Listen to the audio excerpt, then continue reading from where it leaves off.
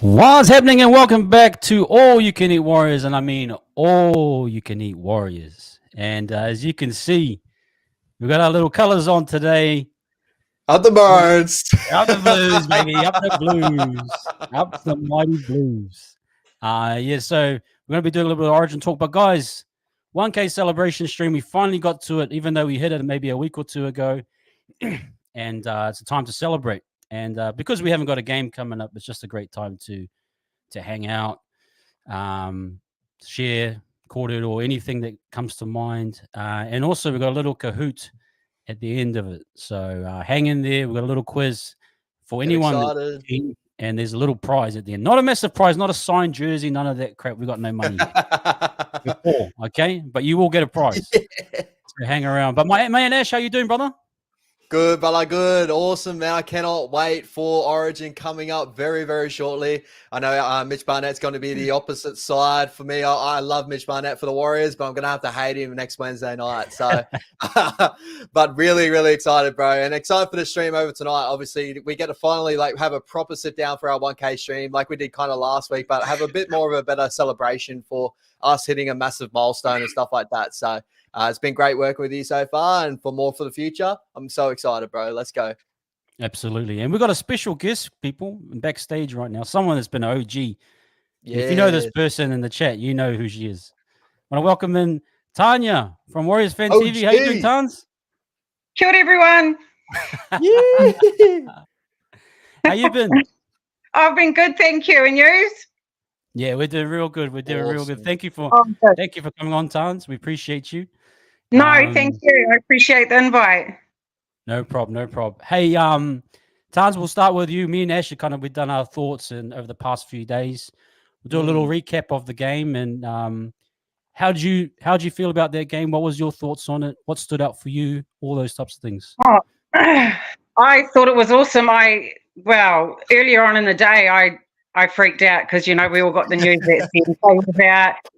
Then, he was out, then Picky was out. And so it was all, I panicked. I was like, oh, shit. And then the Dolphins got in first. So I was like, oh, it's not looking good. And then it was like the Penrith game. It was exactly like the Penrith game.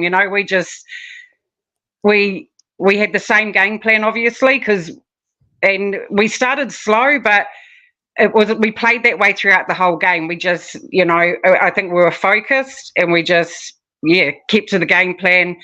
It was a real structured game. A bit messy, I think the Penrith game, we were a bit more organised. I think the Dolphins game were a little bit off, but hey, man, I just thought I was blown away, actually, totally blown away. With all our star players out, and we came up with a win against the top 4 team, and they're a fast back line too. I mean, there's the Dolphins aren't mugs, they're a great team, and they're in the top 4 for a reason. And here we are, 10 of our starting pack out, and we came away with the dub at home, which was beautiful. Man, I was blown away. Yeah, it's one of those games where you just go to appreciate the team as a total, because you saw guys that hadn't been playing a lot, guys that got caught up on the day. So you saw Webby's whole, I suppose, everyone that's kind of in the mix, and it was just special. What's your thoughts on Webby after that? After I mean, he's been through some tough games, got a lot of criticism, and now he's shown some changes, and he's got guys stepping up. What's your thoughts on him? I just think it goes to show Webby's vision. You know, like, and just onto it. I mean, to have all those, and then Dallin, I mean, he rang Dallin at church. I saw that little clip of Dallin saying, oh, you know, I got a phone call when I'm at church, and he's like, oh, you're playing fullback. But it just goes to show his vision of the club and just how much he loves the boys and how much he, you know, just how much he trusts everyone. Doesn't matter where you're at, like, even with standing AFB down, for instance. Just goes to show that no one above anybody else in the club. Like, everyone's on the same page. Everyone's treated equally. You know, there's no hierarchy system, and I love that. I mean, previous to that, I was like, oh shit, man. You know, this guy's got to change the game plan. I think there were a lot of us that were quite worried because it just looked it was so repetitive in our attack. But yeah, it just showed, like I said, it just shows his vision for the club and his players and the game plan and the structure that he wants. Yep. I think it was really, really good just to see, like, obviously, you know, we had that 4-week block of like struggles that we hadn't saw from last year. You know what I mean? We had such a great year last year, so many positives. And then it made a lot of people rethink a couple of things within those 4-week period and that, but it also, as I was saying to Levon last time on the last stream, and that was like, pressure creates diamonds. And hopefully this is starting to see the turn of everything again. Like, Webby's still learning as a coach. He's still learning little things. And it also showed that our systems, no matter what, from top to bottom, it's kind of plug and play, like, you know, last minute changes and all that. And the boys still went out there and they hit their jobs to perfection, or as high as they could, especially with the level of play that we had out in that field, comparatively to a top 4 team. So, yeah, really, really good signs overall to see that. And especially we needed those 2 wins before the bye, because we went in there without the Panthers game and without the Dolphins game. Struggle street, man. Real struggle street from us there. Yeah, and I mean, I tried to get tickets to the Storm game today, and there's no tickets available. There's no tickets available until like game 17 or something. I was just like, you're kidding me. That's how great we're doing. And, look, I just think, are we going to see a change in the way we play now after the bye? Like, Timaiti was a OG on, you know, there's no doubting it. But it wasn't just his attack, his defence. I mean, that Herbie Farnsworth tackle, you know, he made that tackle on Herbie Farnsworth when he got that breakaway, the tackle on Jack Bostock down the sideline. Like, I was just like, this man is on. Like, he was just involved in everything, man. And I just thought, mate, even Dallin, like, there's not one player that I can say, oh, well, bro, you know, you kind of let the team down. Not one of them. I just thought, man, you just all went out there and did your jobs and just iced it, man. It was so good. And it just makes you think, well, shit, I hope, you know, are there going to be changes? Are we going to see changes? And is Timaiti going to, that's if he stays in the halves, or is CHT going to slot back in when SJ comes back? So there's a lot of questions, but I mean, it'll be good to see some changes, because I like to see it when both halves kick. I like that. I don't know what other people's opinions are, but it was good to see him and CHT sharing that responsibility. And I think it throws the defence off as well when you've got both halves kicking on both sides of the field. Kind of gives you more options on attack, and it throws the defence off because they don't know where. And I think that's why we're winning these games. These last two, because we've had these new players in from Cup. So the defence is like, well, who are these guys? We've never played against these guys. We've never defended against them, you know, and the likes of Paul Roach and Ali and all that. So, and I think that's another thing why we won, is because the defence doesn't know these boys, you know, and hard to read. They don't know how to defend them, don't know how they're going to read them on attack. So yeah, awesome. And I think Tans is like, we've got a few more, like after the bye, there's a lot of questions to ask, but we also got a lot of answers from that performance. Like, we found out more about Timaiti. we found out about Paulie Roach. None of us really knew about Paulie Roach. You're seeing Laban a bit more.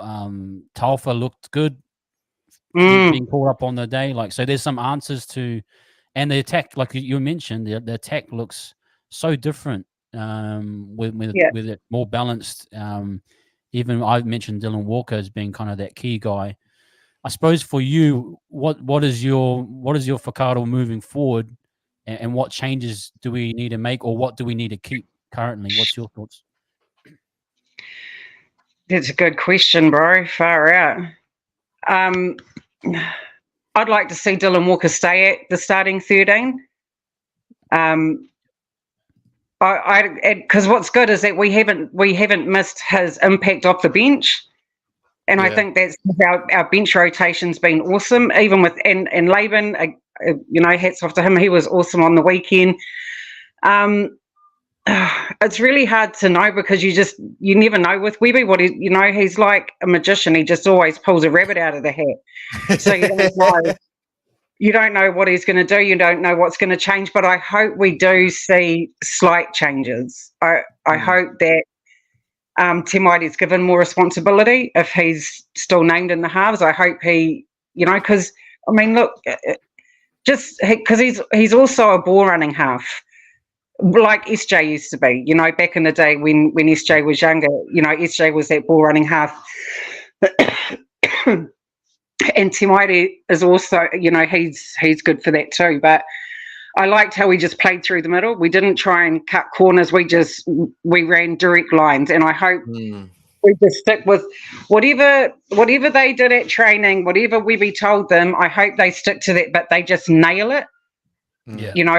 They just nail, like, I think you said it, Ash, that a couple of weeks ago, that it's not like we're predictable. It's just they've got to learn to ice those moments, ice those plays. When they go in to do those attacking plays, whether it's out to the right all the time or whatever, they've just got to learn to ice it and do it properly.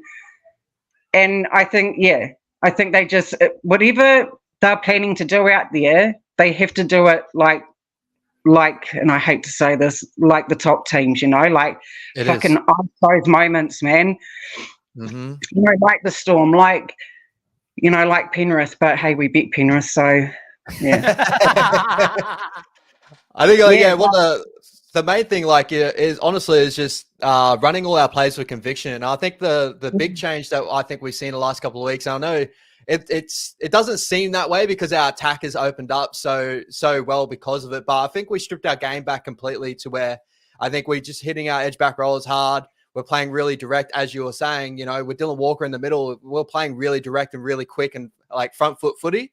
And usually I felt like when we went, that period there, we relied on SJ and doing the same thing of like right side shift to get it done like we were last year. When we hit that last year, we were incredible at hitting that, but not understanding that what opened up that look and what created that side to really be that damaging. And that was more so of hitting our edge back rollers, hitting those short balls off Rocco and all that. And that will open up the backline shift. When we're seeing on the weekend, having Mitch Barnett on the edge back roll and him hitting those lines, just continuing hitting those lines, I think we just earned a confidence in our team and the effort started to really flow. I think it's just, honestly, it's just stripping back the game a little bit, and it's opened up so many different looks. It's like a really weird one to really put your finger on. Still defensively, we still have a couple of things to work on in that, but I think you hit the nail on the head. Like, honestly, it's just we started playing more directs and front foot footy. You even look at Marcelo Montoya; he probably had his best game of the season. Bunty was just on a whole nother level, man. Bunty was just. And another one that I think probably had his best game of the season was Bunty, and I love it that him and Jazz are getting more minutes, because of all the injuries. So he got 2 stints, and I just love that. I love that for them. I love it because it'll boost their confidence, and you just saw it. You saw in the way they were playing and the way they were running with the ball. I mean, they were just like, we're going to battle, and we're going to win this game. We're not. And that's what the attitude looked like on the field, where they're like, we're not walking away with a loss today. We're here to play and we're here to win. And it came through. And man, I'm still in shock. I've watched the game 3 times since, and then I watched it again last night, and then after that I watched the Penrith game again because I was just like, man, like.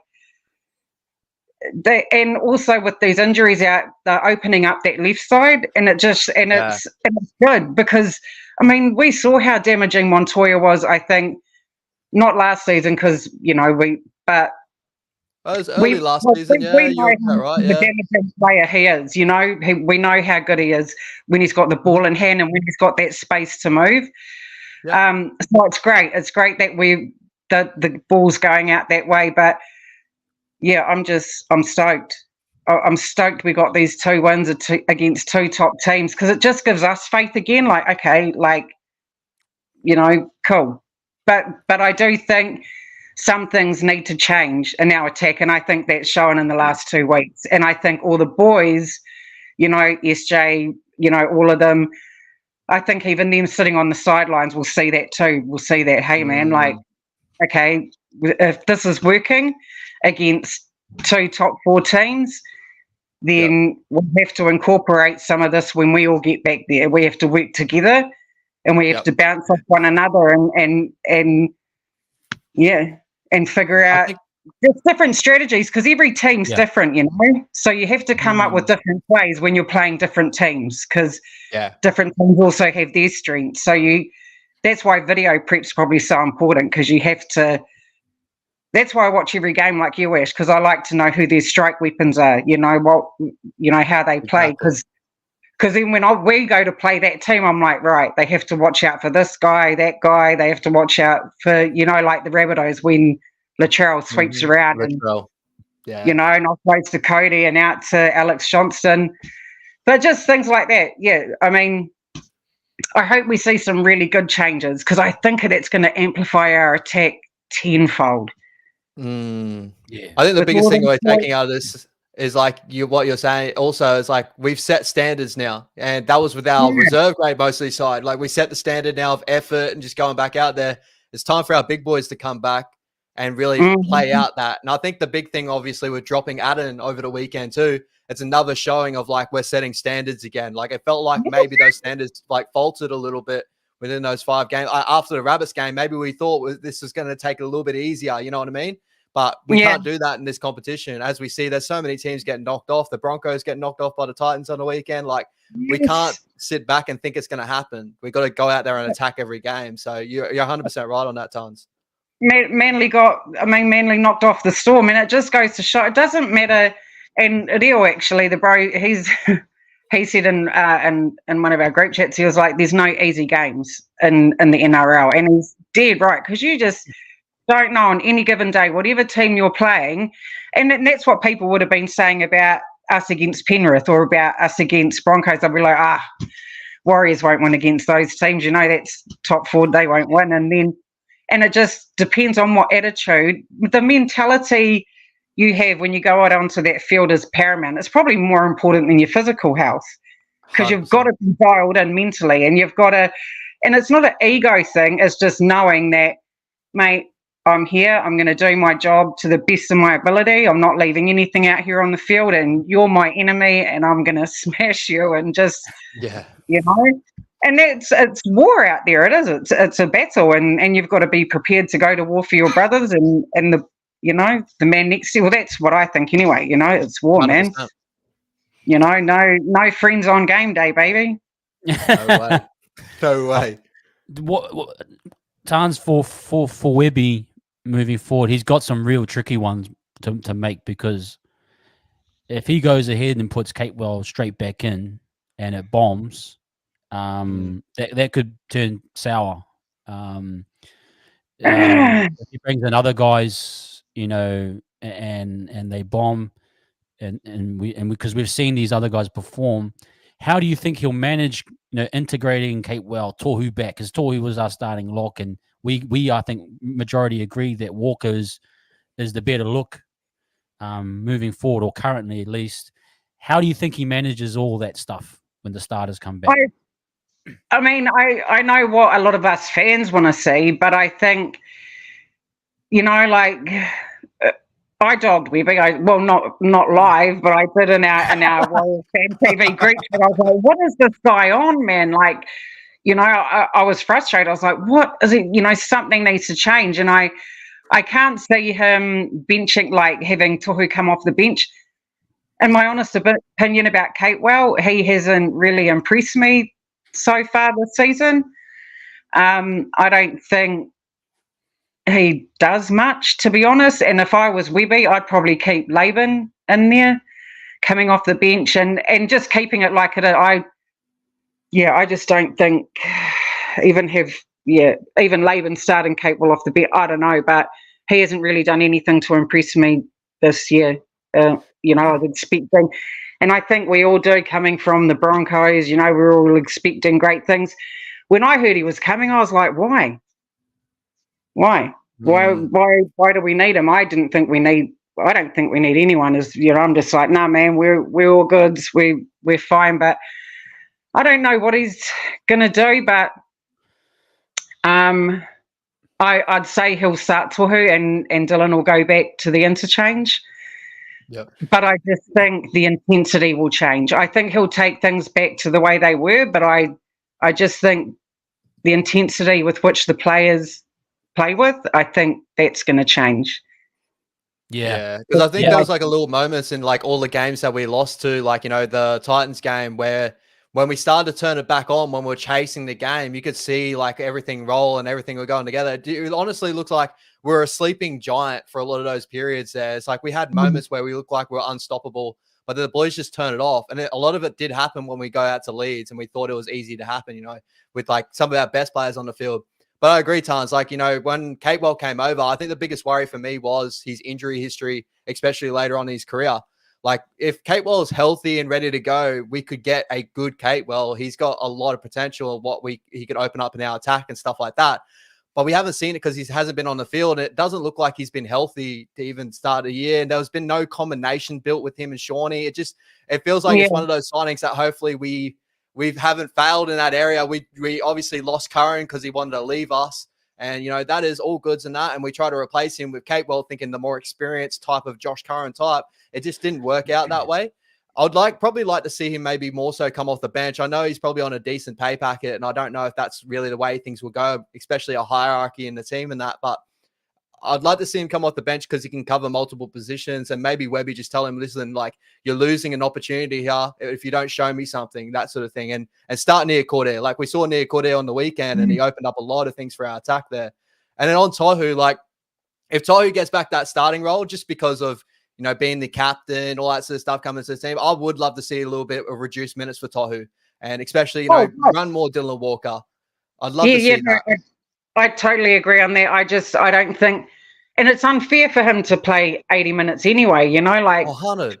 Yeah. Because he does so much mahi, when he's out there, he works like a pack horse, and He does. I just think, man, like, if you're going to play him, give him the first, I don't know, 25 minutes or 30 minutes at max, take him off 10 minutes before halftime, give him a good 20-minute break, make him, maybe he starts in the second half for a good 15 minutes and then, because I think that was a lot of our problem because, man, we look gas. Tohu looked gas in some of it.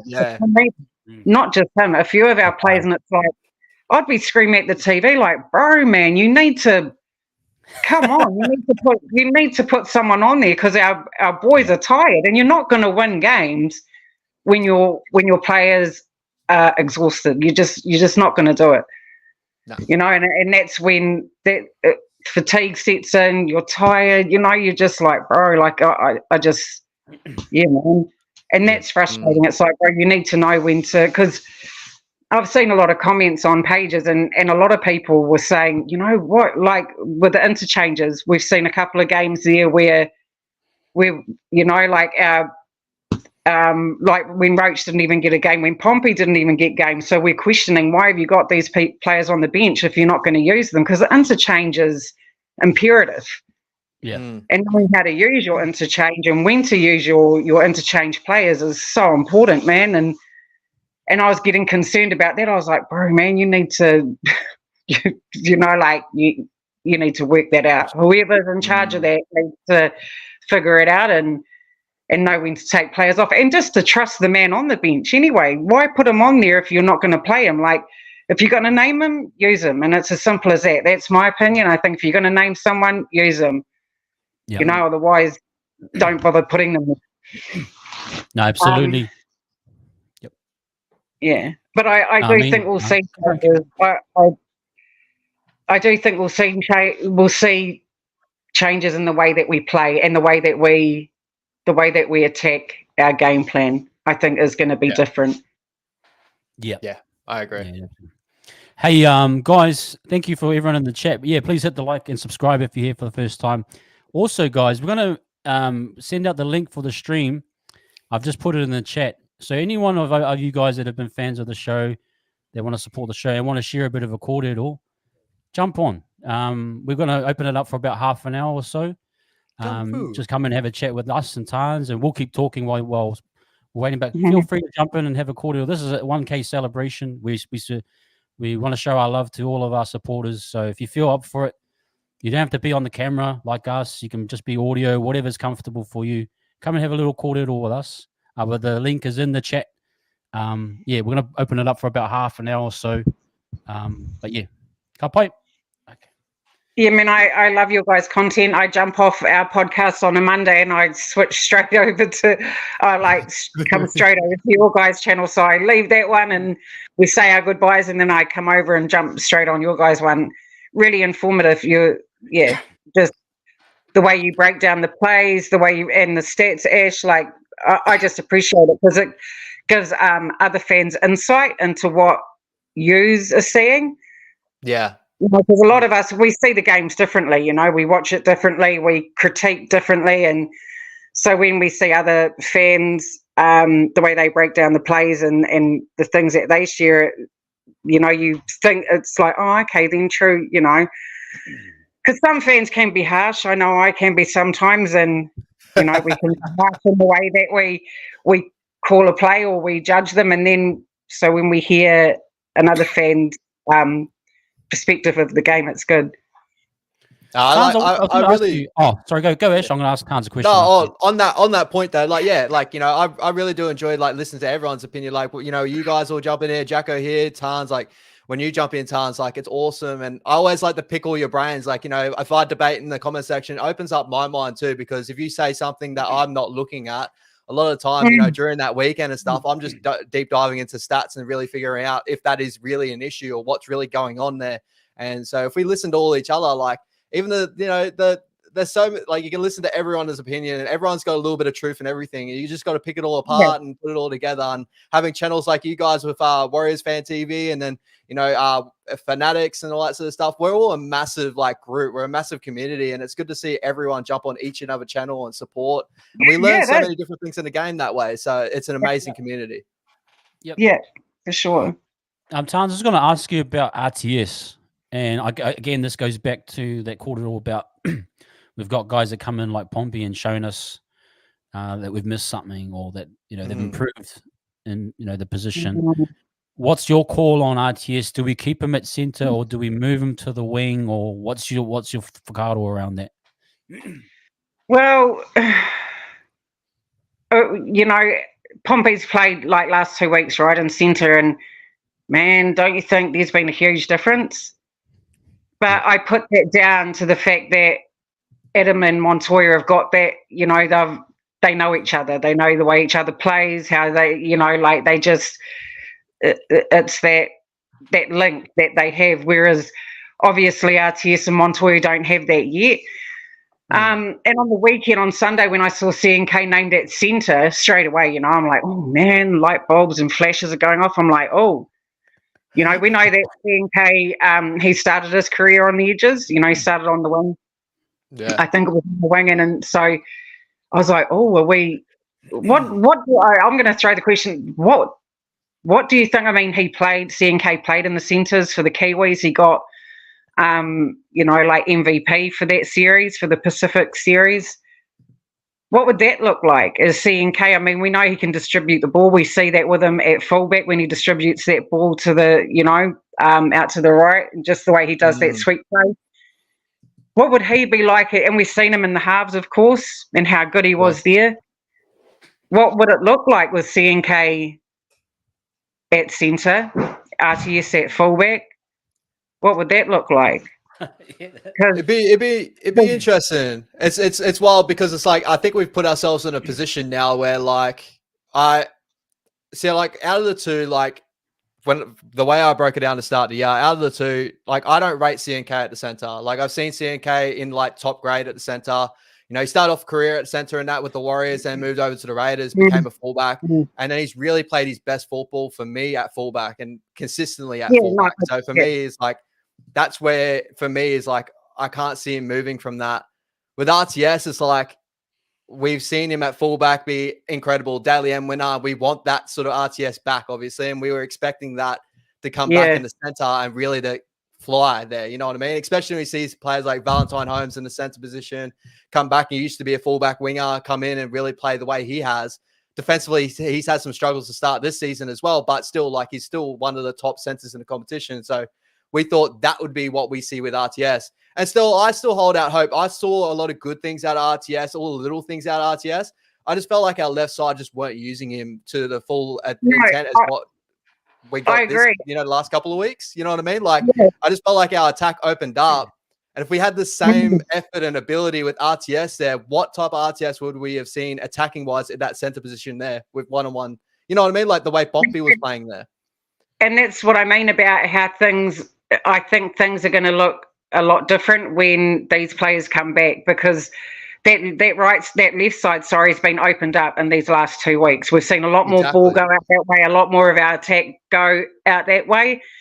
Yep. And hopefully we see that, because we need to unleash him. He needs to be, you know, like he's not, I don't think RTS is being unlocked. And that's my personal opinion. I think he's he's awesome. He's, you know, whether he plays in the centre or the wing, you know, I think, but I just don't think he's being utilised, or his creative or his skills are being utilised. Like, man, someone needs to unlock that door. I don't know what needs to, but something needs to happen for him to be able to create that flair that, you know, just to be him. He just needs to be him out on that field, and I don't think he's been given the space to do that yet. I think the quickest way we could do that is what everyone's saying, is maybe to put him onto a wing position, because that will help him do a lot of the things that we wanted to see out of RTS. Even though I do believe that he'd be doing pretty much exactly the same thing as what he's doing at center, you know, the tough carries through the middle. But the only added thing is him out of the back end. But then now we're in a position now where Monty's starting to get back into form, and we've seen Montoya have some really good moments under us too. So it feels really tough for me to be like, well, Monty needs to go. Put RTS back out there when he's just regathering his form. He's only just come back off cup and he's starting to look really, really good. So for me, I'm just like, I would love to see RTS one more crack, only for, like, in my opinion, I want to see if it was definitely Pomps that opened things up, because I don't believe Pomps opened it up solely.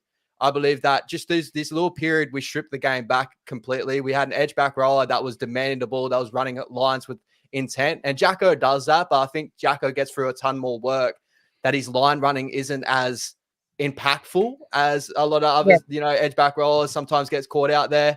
And I think with the switching of our sixes didn't help out that left side either. And we finally sat down and gone to Mides playing, you know, both sides and using Chanel on the weekend. So there's a lot of things that's like, we're in a position that we just want to see RTS get utilized, but it's just really tough to say that. Was it because of that center position? Was it because of Tamade not using him well there? Was it because of the left side not opening up? Is it because now we're running with effort? There's so many questions up in the air. So it's really, really tough to answer that question at the moment, eh?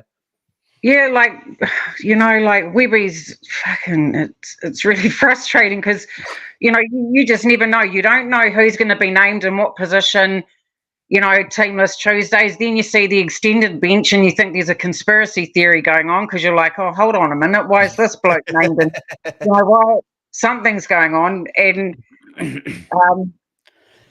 mean, my opinion. I just think he needs to be unlocked. Something needs to happen, and something needs to change in order for that to happen, because it's not going to happen if they go back to playing like they were prior to pre these 2 weeks.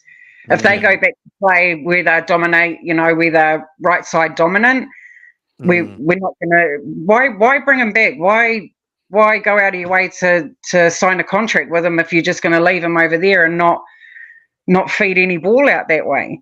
Yeah. Unless you're going to use them as a roaming centre, which was meant to happen. But it could be his. Is he down on confidence? Who knows? But he needs to be unleashed. They need to take the reins off him and just let him go for it. Let him do a Joe Amana. Let him go wherever the hell he wants to go. Just, bro, here's the ball. Do whatever you want to do. And just because I think, the Warriors have never been a structured team. Prior, years ago, we always played off the cuff footy. It's like we never went out there with a game plan. Maybe do that for 20 minutes of the game where it's just, here's the ball, bro, here, just do the thing. Because there's players on that team that have got so much potential, man, and so much to offer, but you're not using them to the best of their abilities. Yeah. Because when I heard CH, I was more happy about CHT's return than I was about RTS's, because we all know what RTS is capable of. We know his fast feet. Whereas I don't think CHT's been. I don't know. I don't think he's reached his, the height of his potential either. Yeah. And because he can hit like a prop as well. That's why I was so happy that he was coming back. But yeah, I just think players need to be unleashed. I think it sucks because, with all these questions, it's we also got to understand too, to start the season, we've had that many chops and changes. As I've been touching on multiple times, it's we haven't seen our first squad at all this year. There's not been one game this year that we've had the full team that we wanted on the field at the same time. CNK out back, RTS at center. Because when CNK is not there, Tane comes in. When Tane's not there, RTS goes back. RTS has played on the wing. RTS has only played 5 games as center. That's the only time we've ever seen him there. And for me, it's really tough to say that he's not a center when we only seen him there for 5 games. He's learning a new position. We put him to a wing. He knows his wing, but wing's so open, especially these days. If we want RTS to get back to a 200 meter a game type RTS, I don't know if his body will be able to hold that either. That's another thing that pops up in my head is there was a lot of questions that when Monty got dropped from that Knights game, that RTS was training in that wing position, then his hemi goes.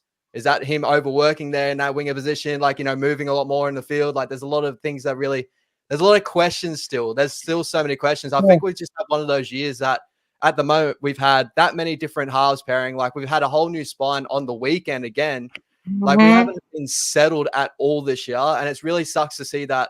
We're playing a ton of effort now. I just want to see that with our full strength squad and see what it actually looks like before making these big changes of comps must stay there. Because RTS has been brought for a reason. It's just, I want to see that happen yet. You know what I mean? It sucks. Yeah. We're in a tough position because we want to win games and get into the 8 now too. So all these changes better be right, because if it's not right, then we're going to fall back into a hole. And we're all worried about that as well. Yeah.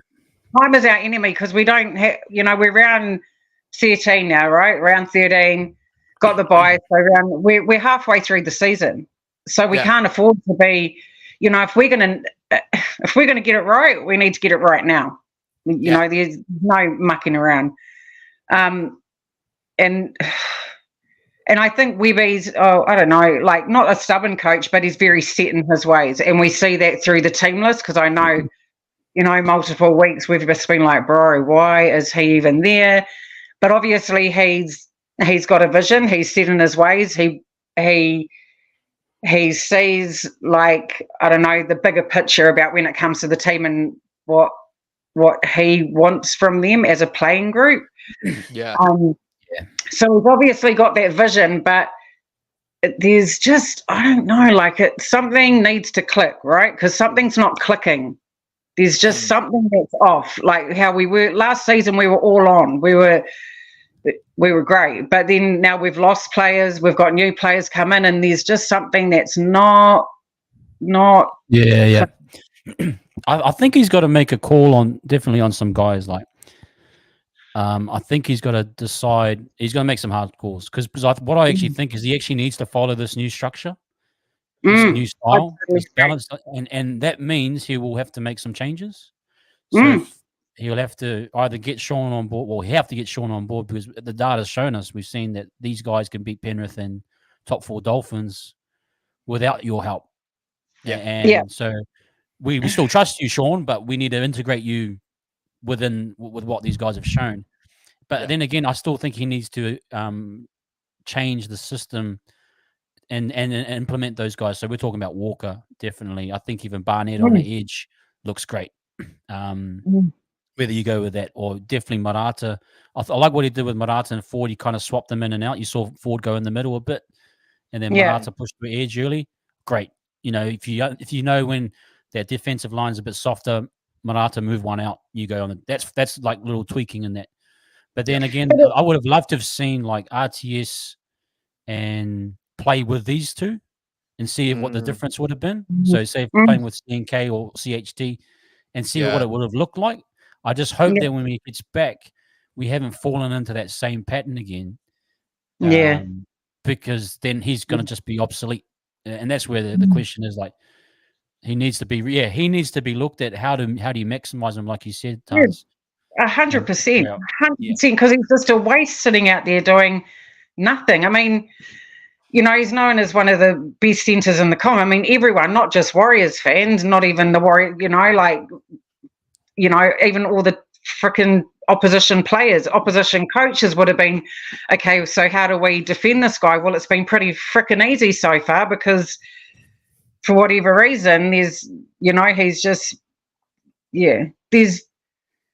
there's great plays, but then there's just players like we've just spoken about that haven't been unlocked, that haven't, man. Yeah, and I think there was a Tamaiti too. There was a Tamaiti that wasn't confident, and there was no communication on that side. Like they had like nothing. Like RTS was 5 meters back sometimes, and I was like, this is just not working. Yeah, because he's not communicating to his edge. There was no communication on that side. Yeah. Did you see Dallin on the weekend? Did you see it when I think we just scored a try? It might have been Dallin's try actually. Did you see him turn around to Kusi and go, bro? Cool. Yeah, I saw that too. Yeah. You need to talk. And I was just like, bro, that's so onto it because he's letting his brother know, like, bro, if you need something from me or you need to talk to me, you need to let me know what you're seeing. What it is you see, what you need me to do. And I was just like, see, that's it right there, man. Communication. Like you've got to communicate those things. And if you think there's an opening, bro, like, you've got to listen to one another. And I just think that's what they weren't doing, is listening to one another, or probably felt like maybe they didn't have a voice because, he's SJ, Sean Johnson, he's, one of the best halves in the competition and he's been around for a long time. But I hope that them sitting on the sidelines and I think SJ's onto it. I think he'll be sitting back like going, bro, like, man, this is why is this happening like this? What didn't we see before this? So, and now they know what Tamaiti is capable of and how he can just like, look at him, 3 repeat sets, man. We had the ball for like a whole 5 minutes. We didn't score on each, but the point is that pressure alone was just like, man, like, come on. He didn't get 1 7 tackle set, none of that crap. He just put those balls in the perfect places and 3 repeat sets. And when you got a player that can do that and defend as well, mate, you got to, you can't just have him there just cause, reason, and both of yous kick, both of yous do whatever yous need to do, but just practice it. I don't know, go to training, have it. Because I was thinking, does the coach ever turn around to the boys and say, you know what, boys, I'm going to let you figure out the game plan this week? I think they were figuring it out a little bit, these guys. Yeah. With Walker, I think Walker was the key for me. He kind of set the tone and set the spacing and all that. But I honestly feel like they were calling it on the fly a little bit. Like that's what they look different, didn't they? They look different to even the Penrith game. Like I was saying, they didn't look as polished as what they did in the Penrith game. But I'm thinking, are they playing more off the cuff? Did they just go out there and think, you know what, let's just go out there, have fun, just like we do at training, you know. But let's just pass the ball around. Like, I think what I can't stand in a game is one out passing, man. I'm just like, you are not going to make any meters. You're not going to get up the field. So when they spread the ball around, like you look at teams like Penrith, like the Broncos, that ball is not stagnant. Yeah. Very rarely is that ball staying stagnant. It's only doing those one out carries. And we're doing a lot of that. Like, everyone was just involved. I mean, I don't know how many carries did Moala have? Yeah. Yeah, but it's just everyone needs to play, not just there's 13 players in a team, well, 17, you know, but sometimes it looks like there's only 9 players on the field that are actually getting the ball and playing. Yeah, I think the positive I took out of this last couple of weeks though is kind of what I said before when Shawnee went down. Is like, now we got to see what Tamaite had to do. He back against the wall, he had to stand up in these moments, and now he's shown his ability. Like, if we do cast back to last year, we had Tamaite for, I think, what was it, 4 weeks to start the season last year, and our attack looked really, really nice there, him playing in that 6th role, and they had a combination going both ways. I think a lot of it has all come down to that. I feel like to start the season, the amount of injuries, everything going, no one's set in their ways. But I felt like when Tamaite got put back in there, obviously losing the 6th role to Metcalf, and due to mainly because of a big injury, he never got back to that form. He never got back to that confidence. And I feel like he needed these last 2 weeks to understand like what type of player he is and what he can bring to the side. And I think that's a lot of the reason why I do believe that left side attack never got unlocked. Because again, like when I cast my eye back to when we had Metcalf there, I do believe that left side did look a lot better than when we lost Metcalf. And a lot of that did come from just direct game plan. Everyone was just playing off the front foot, using our edge back rollers, that sort of stuff. Then when Tamaite came there, he had that amazing game with the Rabbits, but he didn't get confidence from that game for some reason. And then it just ended up being a lull. And a lot of it came off, you know, Shawnee not training with the squad too, with the Achilles injury, 6 weeks out, wasn't training with the boys together. You had obviously Tohu hanging on by a thread. You had all these boys going out there hampered with injury. That's why I'm holding out hope to see that the boys have seen this game plan be played out with effort. Because honestly, I don't think there's been too much of a change overall with the game. Obviously, it's less right reliant at the moment, that sort of thing. But everything else is very similar to what we've been doing well last year. But we lost that through the period here because we went back to, like, the Broncos are struggling with that at the moment. The Broncos, if you're actually watching a lot of the Broncos, they believe too much in their attack, and they're really falling back into their attacking system and saying that no matter what, we're going to beat you from every part of the field. And it's actually faltering them more so than not. Yeah, and that's what happens when ego comes into it too, Ash. Exactly. When you get, and I mean, that's half the sports meet, you know, I mean, they talk up, you know, Haas, Paddy Carrigan, Reece Walsh, I mean, Ezra Mam. It's like, bro, you know, I think sometimes these sports journos don't realise the harm they must do because they just feed these egos. Like, bro, like, you know, like, yeah, and it just cracks me up. It really makes me laugh. I'm just like, yeah, I just think they build them up and then just to break them down. And it's not fair because there's so many players I think that are overrated as well, and that the true hardworking players, ones that frickin' grind it out every week, aren't fully appreciated. Like our Bunty, for instance, you know, like, man, and Jazzy, like, I just think those two were absolute beasts on Sunday, and I'm just so happy for them that they had such good games because, yeah, they're just true warriors. Can I ask you guys a question about the meters and yardage? Like, we won the yardage battle again, one post contact. I suppose we got maybe a little glimpse at what it might look like post add-in. Now, I've got a lot of stats on that too, my bro. You know that. Yeah, you know that we've only lost our run meters like twice, two games this year that we've only been behind on run meters. So can you guess what 2 games they were? Ooh, it would have been the Knights one. One of them, no, it wasn't the Knights. It was the Roosters game and the Dragons game. So the only 2 games we lost our run meters overall. So every other game this year we've led in run meters. Long and range also drives to add on back of that too, bro. Add on back of that too. We've led in possession in every game bar one. And wow. That one game is the Newcastle Knights. And that's that the Newcastle Knights game we won 20-12. That was the only game we've ever been behind on possession.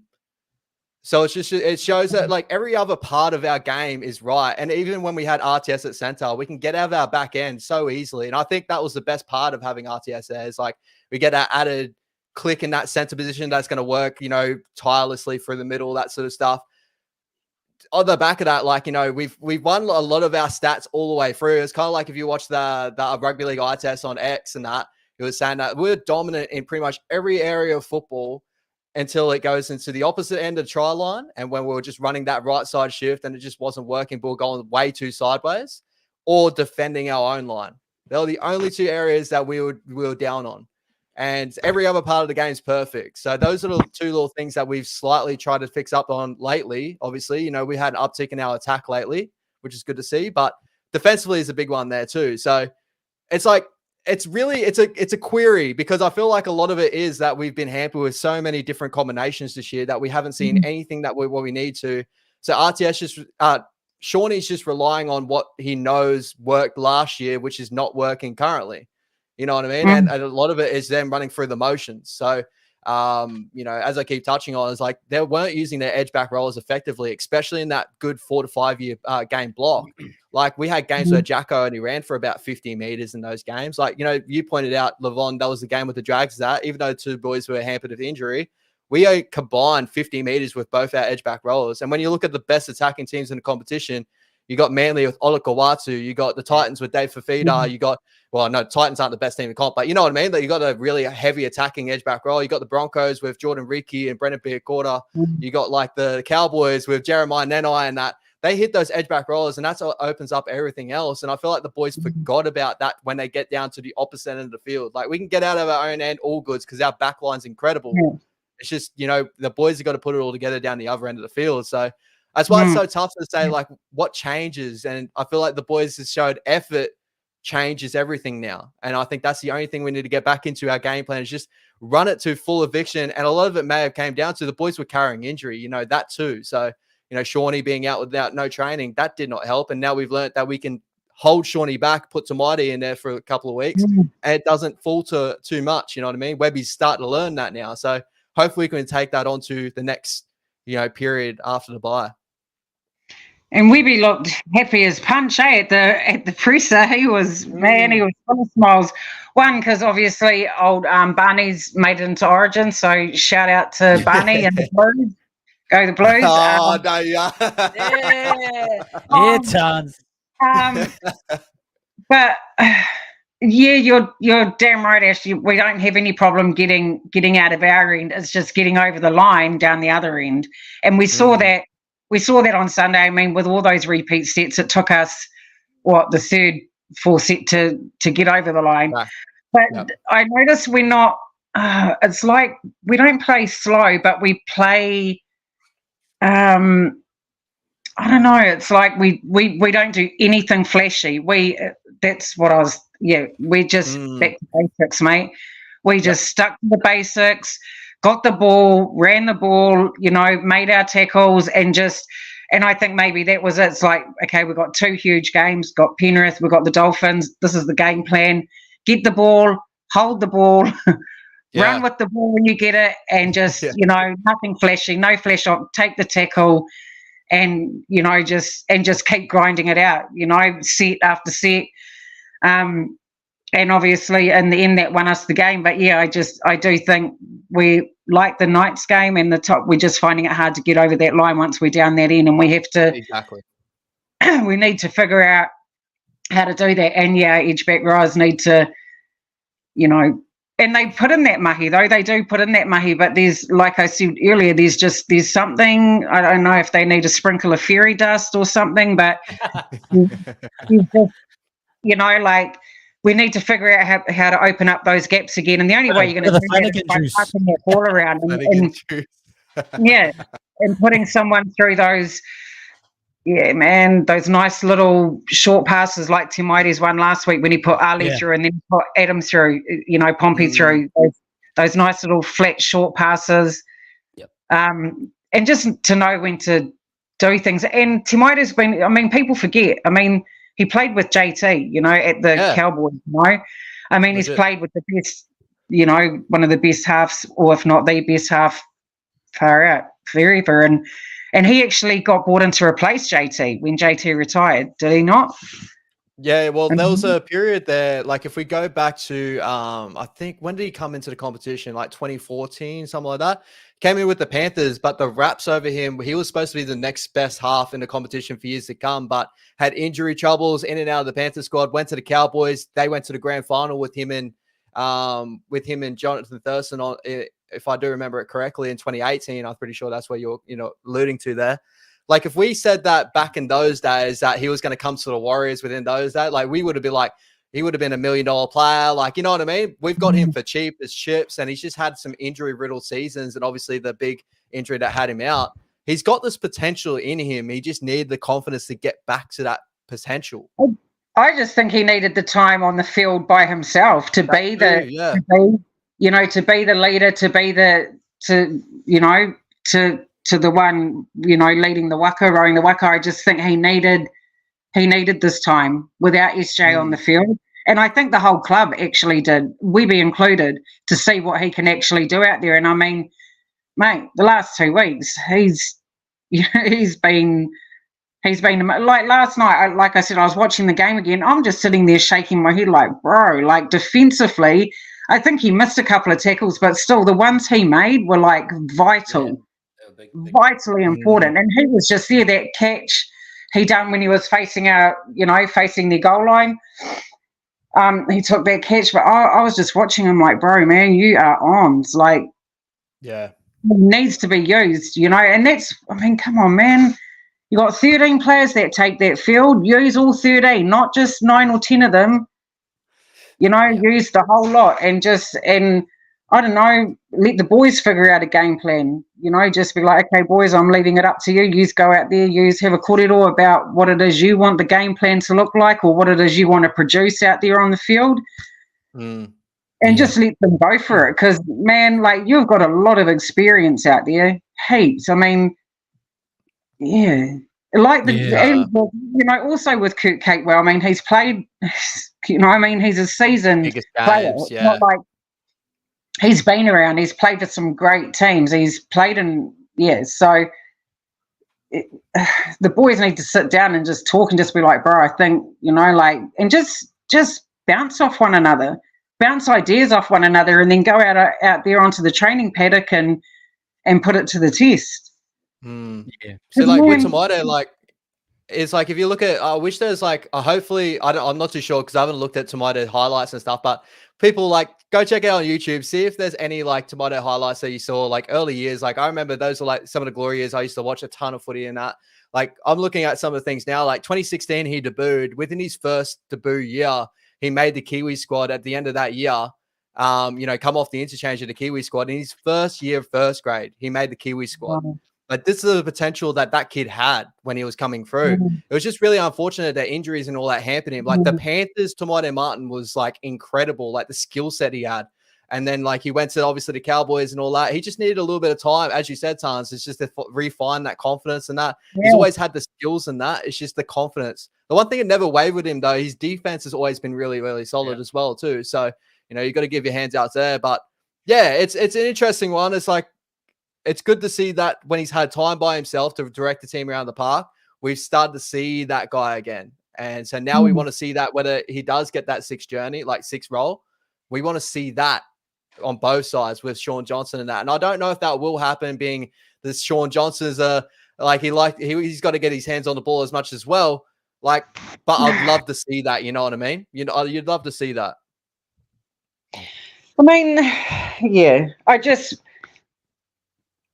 I think Timoides is more of that ball running half anyway as well. But I'd like to see 2 kicking halves. Well, especially if we're so right side dominant with SJ, then we need mean, I just don't know how else, but something we need to play across the whole paddock, not just half. You know, Exactly. there's a whole field there, mate, a whole field of players, and you've got to play the whole field. Yeah. And I just think, man, we're worthy of greatness. Our boys could just be, mate, I just think we could be, you know, I just think, especially on paper, I mean, it's just, bros, you have to get out there and just figure it out amongst yourselves. You know, I think we've seen a short interview with Webb, and he said, Webb himself said, you know, I've taught them everything that I could, you know, like it's not up to me now. It's up to them to do what they will with what I've taught them. And he's damn right. It's like, boys, you know, like they know it anyway. Half of them have been playing for, you know, far out years, 10 plus years, most of them. They know. You know, they know what they have to do, but they just need to sit down, I think, and have a talk and be like, bro, I think, you know, we need to do this. This worked for us. This didn't work for us. We need to, you know, you need to trust me for one. I know I can score tries. You know, Totally agree, Chance. Sorry, keep going, Chance.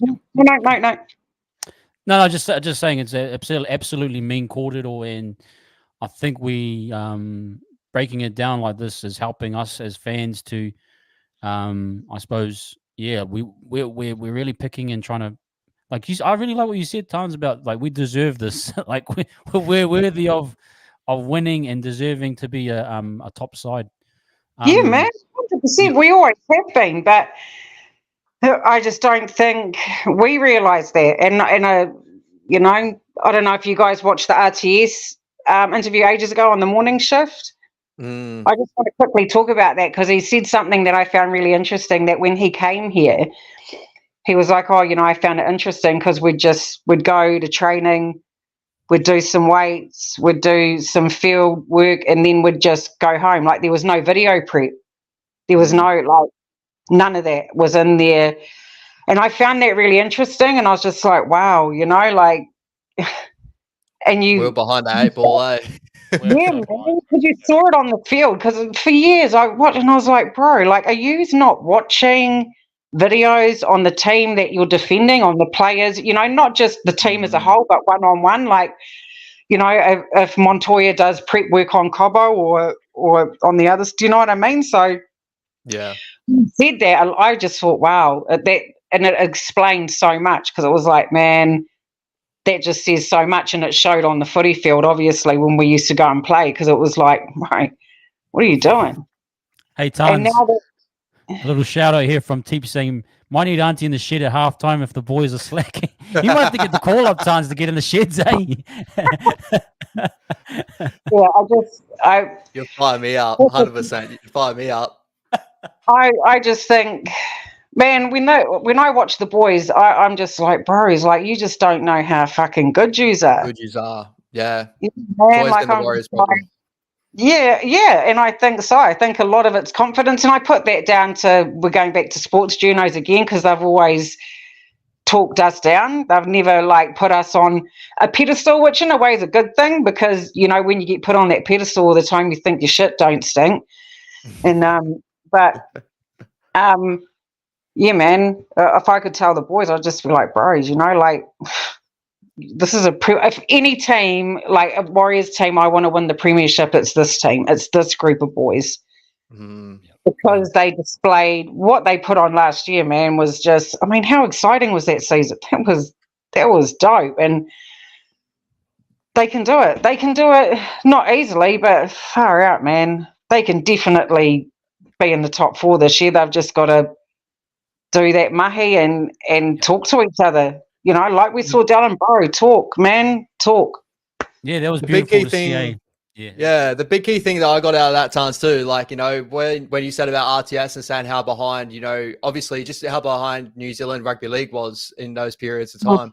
I think that's the best thing about what's happened with Webby coming over as a coach, and just what all these boys as a collective are doing with our development systems and stuff. It's like, I know, like, yeah, a lot of people want us to win and I feel like But it's like, hopefully in the next couple of years we get to touch that like Premiership or whatever. But I think all the groundwork that Webb is doing now, and where we're putting systems into their junior grades where the boys are learning how to play proper rugby league from a very young age and work through those systems with the talent that New Zealand has, because we all know like New Zealand has a ton of talent in rugby, in sport in general.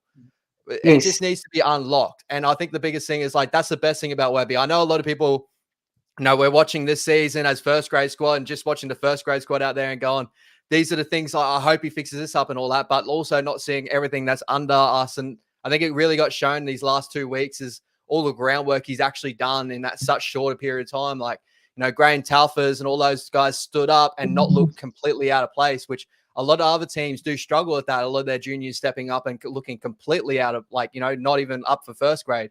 We got 2 big scalps over top 4 teams with a lot of boys that had to step up in the first grade. And then our New South Wales Cup team didn't fall apart too well because of that either, because our SG ball side and our flag side stepped up to New South Wales Cup. And that's a massive thing. Harold Matt's won the grand final. Like all these big things that are happening underneath. It's just like success now. We want success now, obviously, because this group, as you said, deserves it. But also, like, hopefully if we continue on this track, keep Webby, keep the system going, grow together, it could be success for not just next year, the year after, year after. That's what we want in New Zealand. We don't want a one swan song and never again, because that'll just feed into the whole argument of Kiwis just always been like this. The Warriors always like this. It's always been the argument. 1 year they're on, next year they're off. And I think Webby's trying to change that, is just be like every year we're going to be a roundabouts, and hopefully it does start getting a change now. Hey, just quickly, yes, Jose, anyone can jump on now. I think we'll do another 20 minutes of this corridor. I think we'll save the Origin corridor Ash. Yeah, bro. And we'll do the quiz. Just so you guys that are in here. We'll keep the jersey fresh. Yeah, keep the jersey fresh. We'll touch on a bit of Origin. I think, we've got some time. But if anyone does want to jump on now, have a little chat about the Warriors. We're gonna go into a little bit of Origin talk soon. And then we're going to do the quiz in about another 25 minutes, just to give everyone time frames. But jump on if you want to. Absolutely. You're more welcome. Jump in. Yeah. I'm excited to see, I'm excited when the Cup boys get to debut. I'm always eager to see one of the younger boys come up and debut. I just think it's exciting for us, because I don't get to watch Cup because they don't even put it on Sky, and I used to work weekends, so I never used to get to watch the games anyway because of the times they were on. But yeah, man, I get excited for them, and it's just awesome to watch them play. Chair Brother Jose, welcome in, my man. How you doing? Kia ora. How are we? Thanks for having me on. Yeah. What's up, Ash? Kia ora, Tons. Up, my bro. What's happening? I just wanted to quickly say congrats getting to 1,000 subs. That's no easy feat. But you guys have created such a good community. You and Ash, Levon have your own unique. Ash has the stats. Levon is dope. Josh Gage is dope too. Yeah, Josh. I just got a question. No, I've forgotten it. Stay on until you get it, bro. Hang on. I've been thinking about it for I've been thinking about it for 12 hours. I'll try and get there, but the thing I'm most excited about, I've never been more excited to read a team list than our team against the Cowboys when all of our bros are back, all the big boys. Oh, that was a question. Do you think that we go with our usual lineup when we did have all the boys, or do we think we're going to see drastic changes, how I was saying, Te Maire Martin at hooker, something drastic, something outlandish? Chance playing 6, Tane at fullback, still keeping them both on the field like we saw that Panthers game. What do you guys think?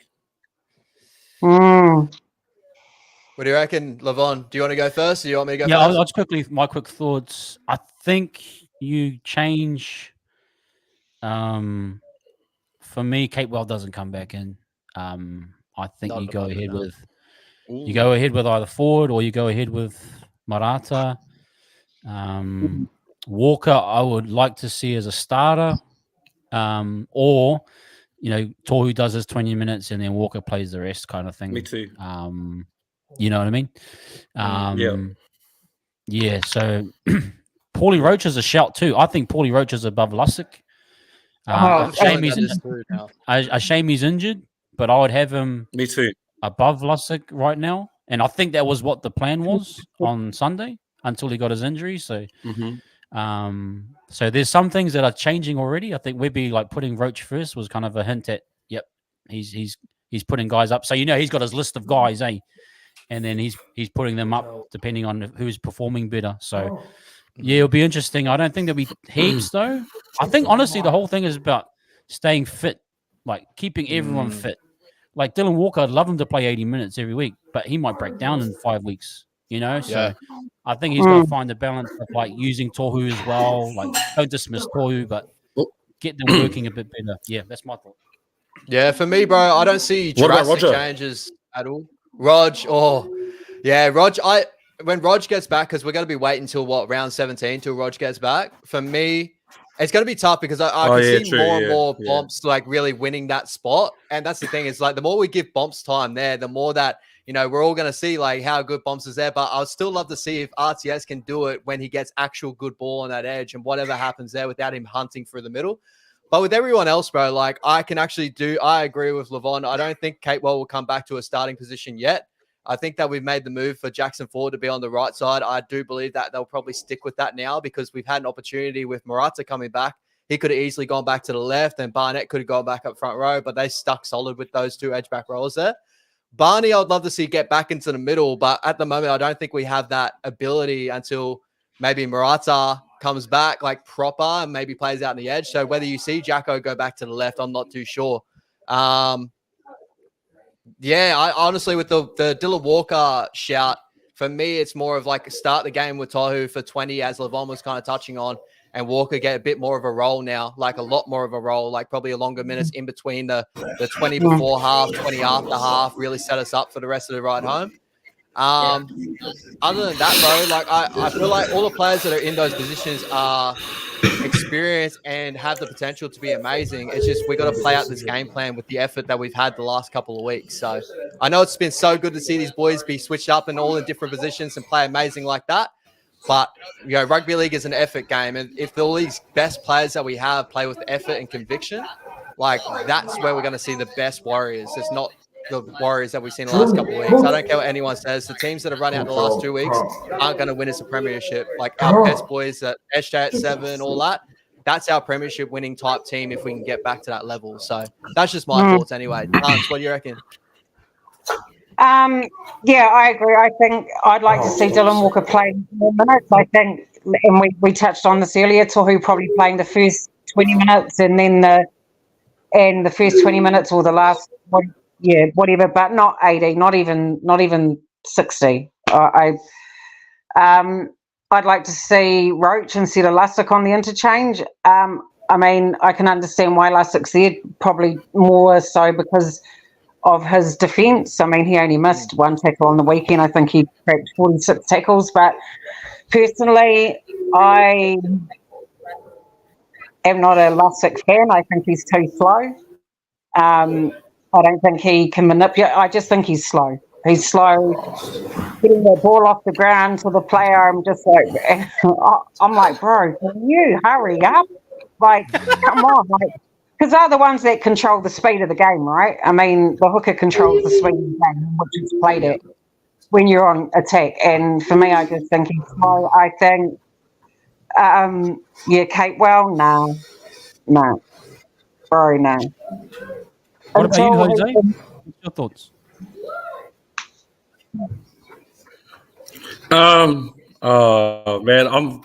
I'm not a coach. I'm just an enjoyer of the Warriors. So from my limited knowledge and perspective, I still want to see Chance and Chance and Tane on the field together. I thought they were brilliant together. If there's a way to somehow keep them on the field together, that'd be awesome. I agree. Having Tohu play limited minutes, managing his minutes. I know it sucks to do that to our captain, but I just think I think he's nearing the end. I think he's nearing the rainbow bridge of his career. I'll keep Murata on. Do you?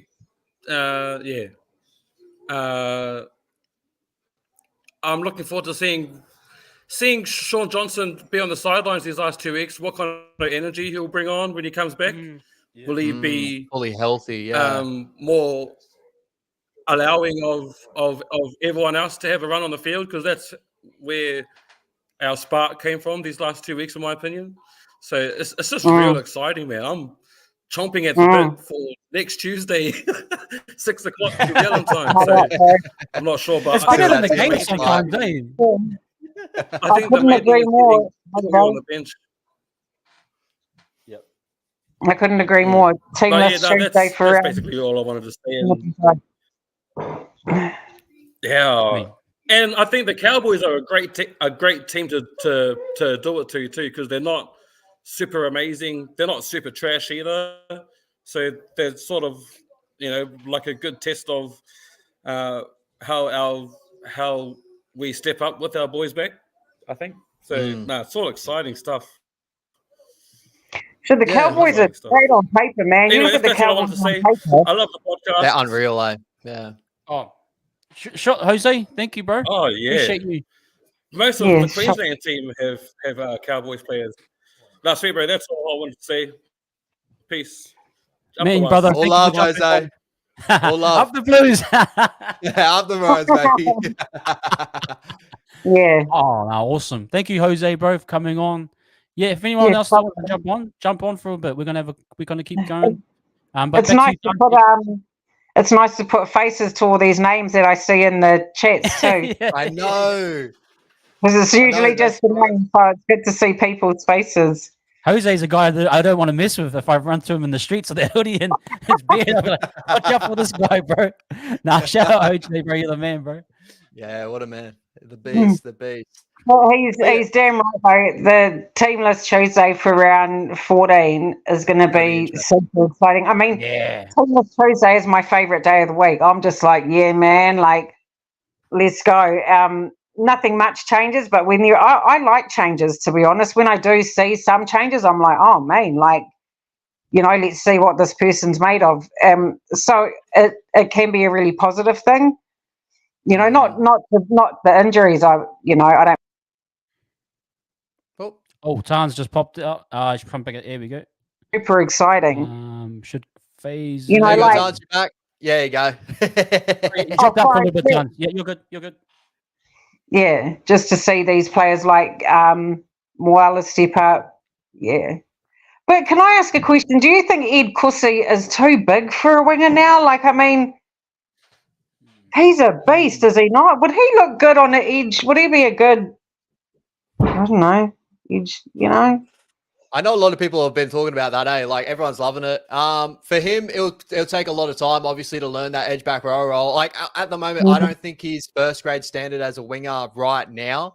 Like, he's got the potential to be and stuff like that. The bigger body, he's got good post-contact meters, gets through a little bit of work and that. But we're seeing a lot of talent for our back line come up through, our junior grades at the moment. And I could actually see us maybe looking into something like that. We tried to do that with Bomps for a little period there, running him on the edge too. So it shows that we have thought about things like that before. For me, I don't want to put too much on Goss, but I do believe that he needs a little bit more time and just find confidence. I think his biggest thing is confidence. And whether that is in the edge back row position, I think he's got the body for it. I just don't know if it's going to take him time to relearn a whole, because edge back row, it's a whole different coverage in defensive systems and, hitting lines in a different way. It's going to be a different sort of look, but I'm sure his body is big enough for it. It's just, that little bit of time to work on, but that's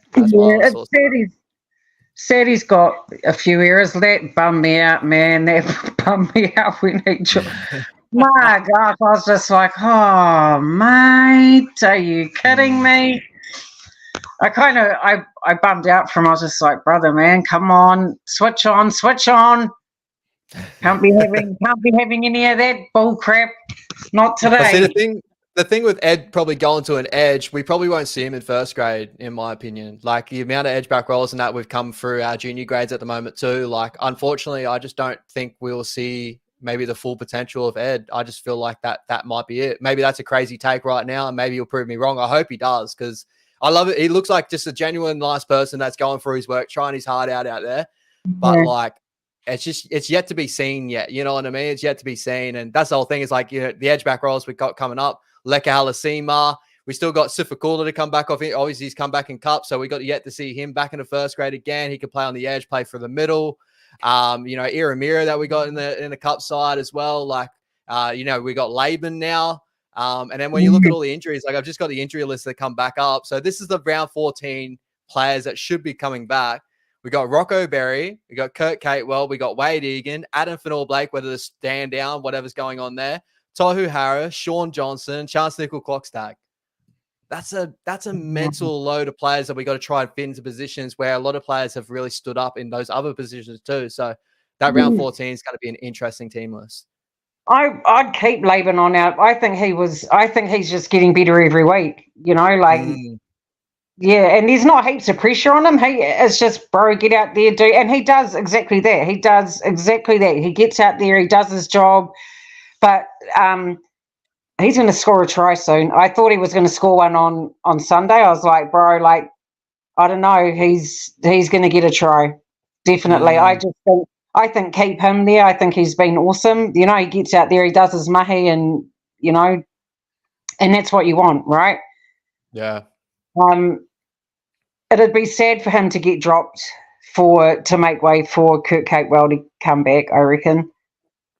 Yeah, and because he's young, so he's got heaps more gas in the tank. You know, he can last longer out there, and he can probably hit harder too, and take the bigger hits. The one thing I will say is our cup team's going to look incredible too. That round 14, like think of all the players. So we're going to drop players out to fill in these players, and some of these players will probably go back to cup. Imagine that cup team that we're going to be playing with as well. You know, one of Chanel Harris-DeVita will probably have to drop out, or, you know, Tomaide Martin out of those halves pairing there for Sean Johnson to come back. And then you think of like Rocco's got to come back somewhere. And then you got like, so friggin' Graham's going to have to go back. Taintua Picky's most likely probably going to have to go back to fullback in cup. You know, just like that cup team in general. Even if Laban goes back to cup, he's going to tear that thing up. Like, and these guys all in cup are going to be incredible. You got Leka out there at the moment. You got Sifakula out there at the moment. Like, if you guys get any chance to watch our cup team, especially after all these players come back, go watch out all the talent that we got coming up through the competition, because, yeah, they're incredible. They don't play the cup games on Sky and that, though, eh? On Sky Sport. Nah. It's not even the same with New South Wales Cup TV. If you get the app, you only get probably 1 or 2 games a week. It's really disappointing. It is. It sucks because they don't even put the whole replays on YouTube either. You only can find highlights of the cup games, and it's really disappointing. Because I want to watch those games. I was just going to say, like, it's kind of a team in transition. Like, there's 2 things happening. There's guys are regressing. So you got your Tohus, Kate Wells on the back end of his career. You got a few others as well. And then you got these young and up and comers, Labans, Zion Mayus, you know, all these young guys coming through. And there's kind of there's like this changing of the guard kind of happening. Yeah. And it's we're kind of at this point, I feel a little bit like where it's nearly, you know, like a relay race. You're nearly swapping over, but you got to make sure that guy's up to speed. You know, you're holding the baton back, but making sure that you can make that transition. So I think just give it more time. I feel as though like the difference, like Laban and that will move up. I think Ali will move up. I think once you see Dimitri come through, a few of these other guys, Zion, that transition will happen. But we're just kind of in this phase where, you know, you got your Tohus and that's slowly declining, and then we're going to move with these guys moving forward. Like I think 2025 is the year to really, maybe 2026. Both those 2 years will be that transition phase, because Sean will be gone by then, and the rest will move forward. Yeah, because I know Catewell and RTS, so they're both signed till the end of 2026. SJ hasn't re-signed yet. I don't think Tohu has either, but I can see SJ sticking it out for one more season, and then that's probably it. But I'm thinking 2026, that season is when we'll see, that transition happen, only because of the signings of the older guys that are until the end of 2026. So I think, but we want to also be able to pick out the ones, because, man, with all these Cup boys making their debuts for us over these last couple of weeks, these other clubs are going to come hunting. They're going to see these boys and be like, oh, damn. Like, I'd sign Leotoa to 5 years right now. Yeah. Honestly. Yeah. Yeah, he's good. He's really good. I'd sign him right now for at least 3 years minimum. Yeah.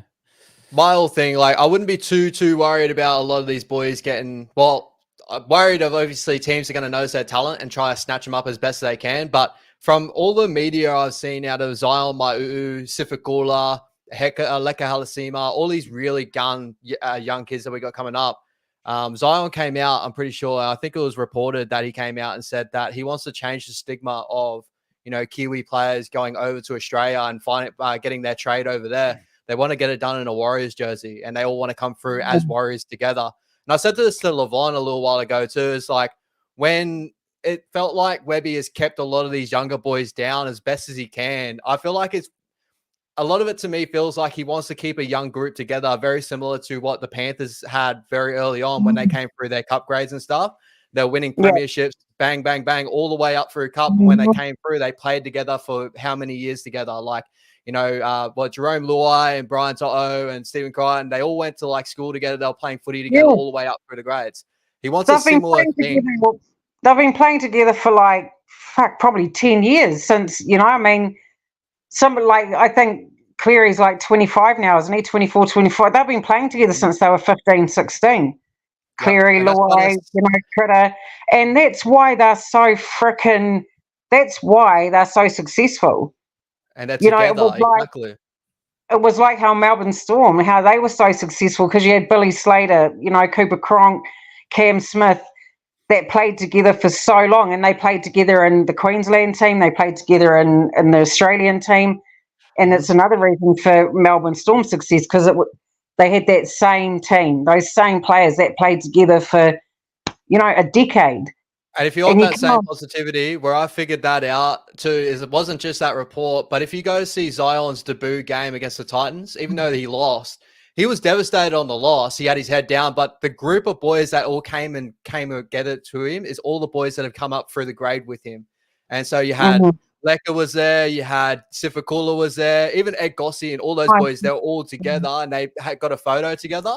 Like, that's the Warriors that we're trying to keep together at the moment and bring them up through grade together. But we can't do it too early, because you can blow your load too early, if you know what I mean. Like, you get them up to grade, sort of like if you saw Ed Gossi way too early in the Melbourne Storm game, he had those moments. Now it's so hard to break that stigma of Ed Gossi of being the area riddle type player, and that's a lot of the reason why he's down on confidence now, you know what I mean? You got a lot of teams, like the Titans always had struggle with that. They get all these young kids and they chuck them in there saying they're the next guy, and then they fall apart because they haven't had proper development. So that's the thing that Webby's contending with as well in his head, is like, he wants to play Laban, but he also doesn't want to put too much into him, to where if he fucks up a couple of times, Warriors fans will always remember him for that fuck up and be like, I don't want to see him again. You know what I mean? And he'll get that negative stigma around him, and it's really hard to come back from that. Yeah. No, beautiful. Beautiful, cool little people. Hey, guys, thank you, everyone that's in here. We've got 95 in here across all platforms. Thank you very much. Me and Kōrero whānau, and we're not finished, but we should carry this Kōrero on. I think round 14, that's going to be a massive all-you-can-eat, that one, the team list for there, because I definitely feel like we will see a pathway moving forward. This is like definitely a crossroads for some players. So, but guys, I want to move on into the quiz, if you don't mind. We've got 95 people here. Guys, I'm just going to pull this up. Tans, thank you so much. Hang around. We're going to keep talking. We're going to set this quiz up. If you want to participate, you can, if you've got another phone or whatever. But I'm just going to pull this up here. This is going to be, we're going to give out a prize, guys. So as long as you're not in Germany or Russia or China, I don't want to be sending little things out. I don't want to be paying $150 in shipping, okay? Make sure you're in New Zealand or you're in Australia, one of the two, okay? But I'm just going to bring this up, guys. It's a little quiz little bit of Warriors trivia and a little bit of Wires Up TV trivia too. So get your phones out. I'm going to pull this stream up now. Ash, if you don't mind, what should we do? Yeah, just pull that. This one? Yep. Cool. Got the thing here. Yep. Okay, here we go. Okay. Here you go, guys. That is the pin. If you're on your phone, log in. And it's maximum 10 players. So if we can get 10 people in as quickly as possible, we'll go with those 10. But log in now. Yeah. But yeah, let's keep talking a little bit of Origin footy. Tans, you a Blues person? Yeah, man. Yep. Mean. Are you happy with the squad? Yeah. I don't know about Nico Hines, eh? I don't know about the halves. Yeah, I'd prefer Matty Burton in there, to be honest. I think because we've seen what Nico in the last Origin series. Mind you, it's not his fault; they didn't use him properly. But I think Matt Burton is probably more. I don't know. Matt Burton just looks more Origin ready mentally. Yeah, mental just looks reason, like. Yeah, okay, I just think. Yep. Sorry, Tan. Oh, sorry. Yep, keep going. Yeah, I think we're Nico Hines is too nice for Origin. Yeah, too nice. Yep. No, too nice for nice guy. He's a nice guy. Yeah. He's a nice boy. Yeah. Sorry, you guys. We have reached our player limit. Upgrade now. Sorry, I'm not going to upgrade. I got no money. So, those that are in here, you're it. Okay. So we're going to just start it. Okay. Okay, here we go. Why is that TV 1K celebration? Here we go. I got to get this game, huh? Who is New Zealand Warriors cap number 1? Oh. Get your answers in, people.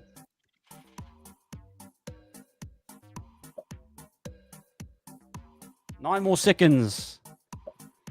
Sorry, it might be a little bit delayed, but hopefully we get as many people in as we can. Okay, Greg Alexander is the first. I think he was the first Warriors signed, or he's number 1 on the Warriors list. So let me just exit out of that. Georgie at the top there. Georgie, yes. Sorry, everyone else. I'm not sure what's happened. No points there. But next question.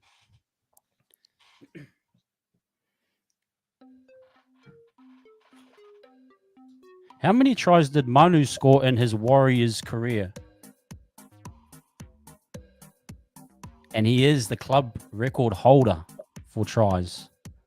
The Beasts. Yes, the man. 152 tries for the Beast. That is the club's record. Oh, shout out Jono F with taking the lead there. Yes. Now how far behind everyone else is to that try scale? It's like 82, Stacy Jones. Yeah. Bruh. How many Simon Mannering medals has Simon Mannering won? That's one of those tongue twisters. How many Simon Mannerings has Simon Mannering won? Mannering Simon won. This guy.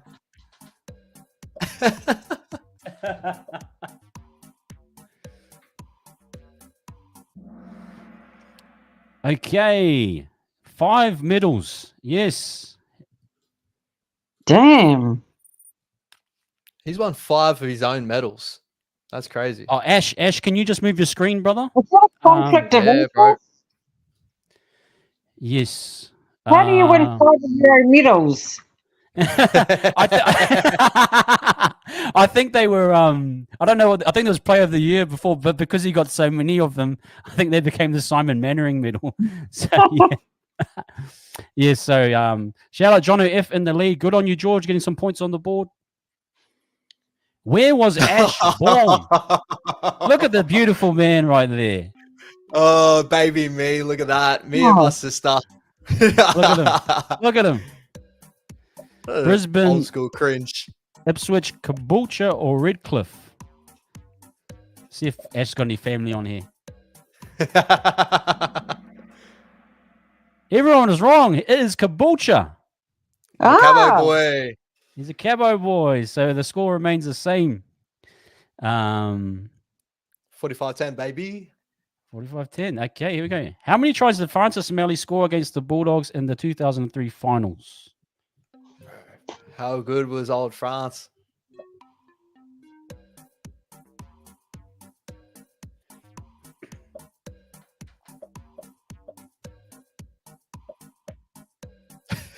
Jose, Justin Bieber hair face. 5 tries. That was a classic game. Do you remember that one time? No, I don't. I'm going to have to go. I might watch that tonight after this. Yeah, go watch Melly destroy the Bulldogs. That was a good one. Jono F is still on top. Okay, we got some points on the board. Teeps is in there. Epi Gabriel. Jono. Yeah, good on you, Jono. They're holding on there. Okay, here we go. Which junior footy club did Ali Lawatiti play for?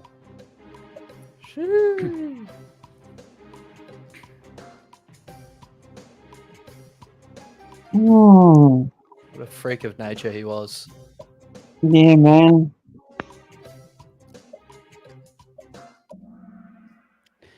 Mangere East Hawks. Yes. Psycho Sid. Oosh. Is moving up the ranks. Stepping up. Here we go. Okay. How many hyphenated names are in the current Warriors top 30 squad? Well, too many.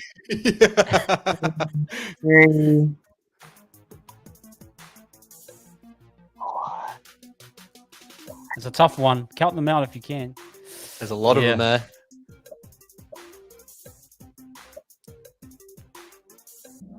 Gotta be at least 7. Oh, yeah, 7. There you go, Tan. Go, Tans, rattle them off. CHP, Mighty Martin, AFB, Dylan Martini, Zalesniak, Moala, that guy? Not far. Yeah. Oh my God. Oh, Roger Tuivasa-Sheck, and did I say Sean Escobedo? Did I? Yeah, and I think there's another one. Starts with a T. TSS. TSS? Is it a cup player? Oh, Smith. All right, yeah. Top 30 squad, yep. I want to think one place in first grade. Awesome. Okay, next person, Johnny F still on top. Which Super League club did Stacy Jones play for?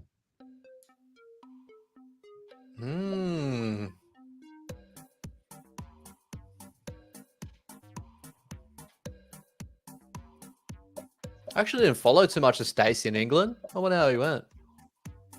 Would have killed it. Yes, it was the Catalan Dragons. There you go. There you go, people. Teeps is moving up the ranks. Jono F still on top. George not too far behind. Yeah, very nice tight board there.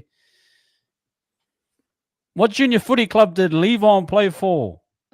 Look at me. Sorry, I didn't have a picture of my junior footy club, but I found this in the old hard drive somewhere.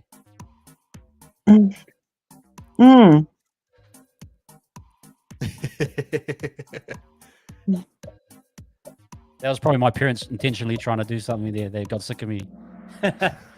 Territory Roosters, yes. Tat North, bro. That's where I grew up. You're a Roosters man. My buckle plays for Te Aratu Roosters. Oh, mean.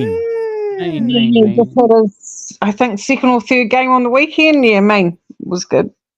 Cool. Oh, Psycho Sid getting some points. George. Nice. Building up. Okay. Gee, you fellas are all right. Which former Warriors player does Ash have close ties to? I know I've said this multiple times. Yeah. I boast it. Didn't you go over to America with this person in New York?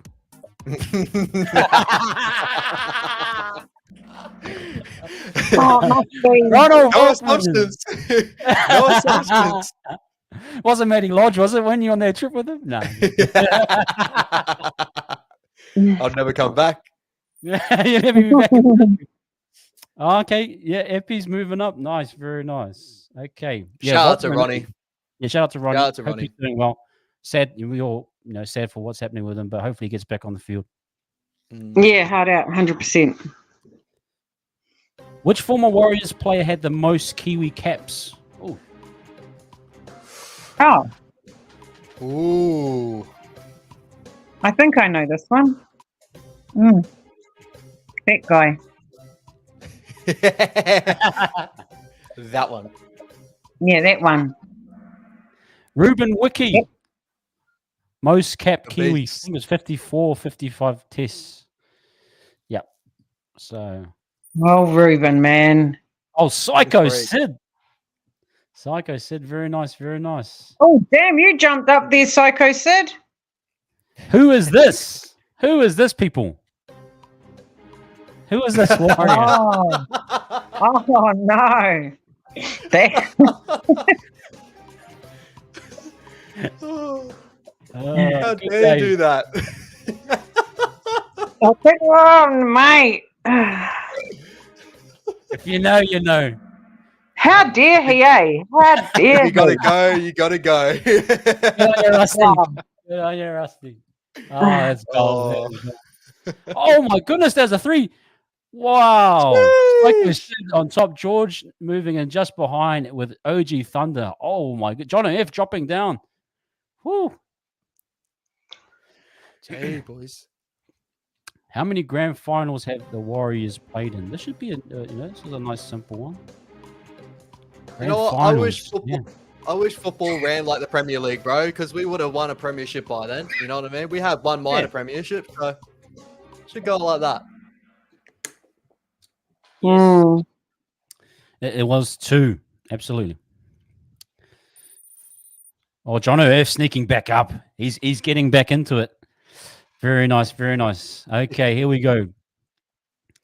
How many drop goals has Sean Johnson made in his Warriors career? Oh, Ice that's in his pretty veins. interesting. Could be. Clutch.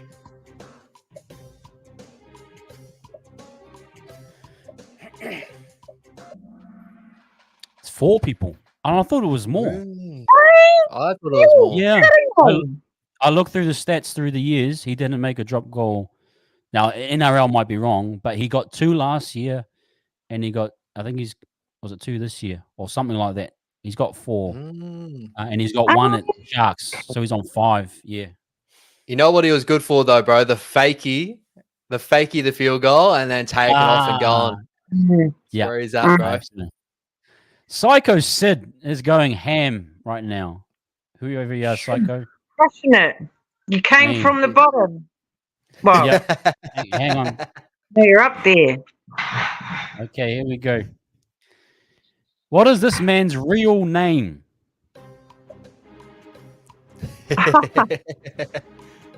I know he's the sign guy, but for those that know, You should put the sign guy as one of the answers.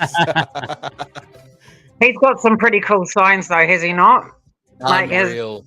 yeah, his are really good. Mm. Robert Harris, good friend of the Wise Up TV. Oh, the coffee guy. Yeah, Robbie. Yeah. He's a good guy. So yep, Psycho Man on top, dominating now. George actually just behind. Not far off at all. It's getting close. What year did the Warriors play in this heritage jersey? Woo! Damn. Was that memories of certain players in that one?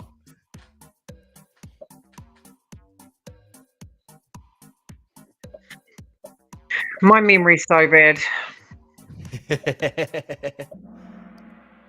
2011. Oh, yeah. 2011. Yep, that was 2011. I think we even played the Tigers in that one in the in the finals. Yep. That's the one I remember it in. Oh, Teeps. Very nice. He's moving on up. What was the score of Ash's first finals in footy? First final in footy.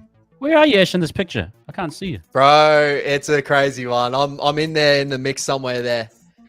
Think about the young hooker. Look at the hairdo back, the emo vibe back then, eh? Bro, it was look at popping, you man. boys. What club was this? This Stanley River Wolves, bro. 40-0. We dominated 40-0. that game. We killed them. Mean. I want to see points like that for our boys when we play. Yeah. 100%. So that's what I want our scoreboard to look like. Psycho's the dominating us. Yeah, nice. Very nice. Okay. What night is All You Can Eat Warriors usually on? Have we ever done one on different nights? I wonder if that's interesting. I wonder. Yeah, it'd be interesting. The real fans will know. The real one.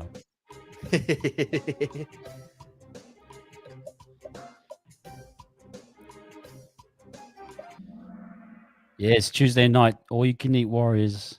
All you can eat. All you can eat, absolutely. Oh, OG Thunder. Sheesh. Psycho holding on to top there. Here you go. The Warriors have played at Carlaw Park. True or false? Jeez. For those that know Carlaw Park, that goes back, back in the day. The home of rugby league before Ericsson. True. We played a preseason game there, I think in 1995. Damn. So we have played there, although the Warriors, are synonymous with Ericsson Stadium. We did play a preseason game there. Yes. So, Teeps moving up. Here we go. Last question. How many rope parties have played for the Warriors? Oh, it's a good one.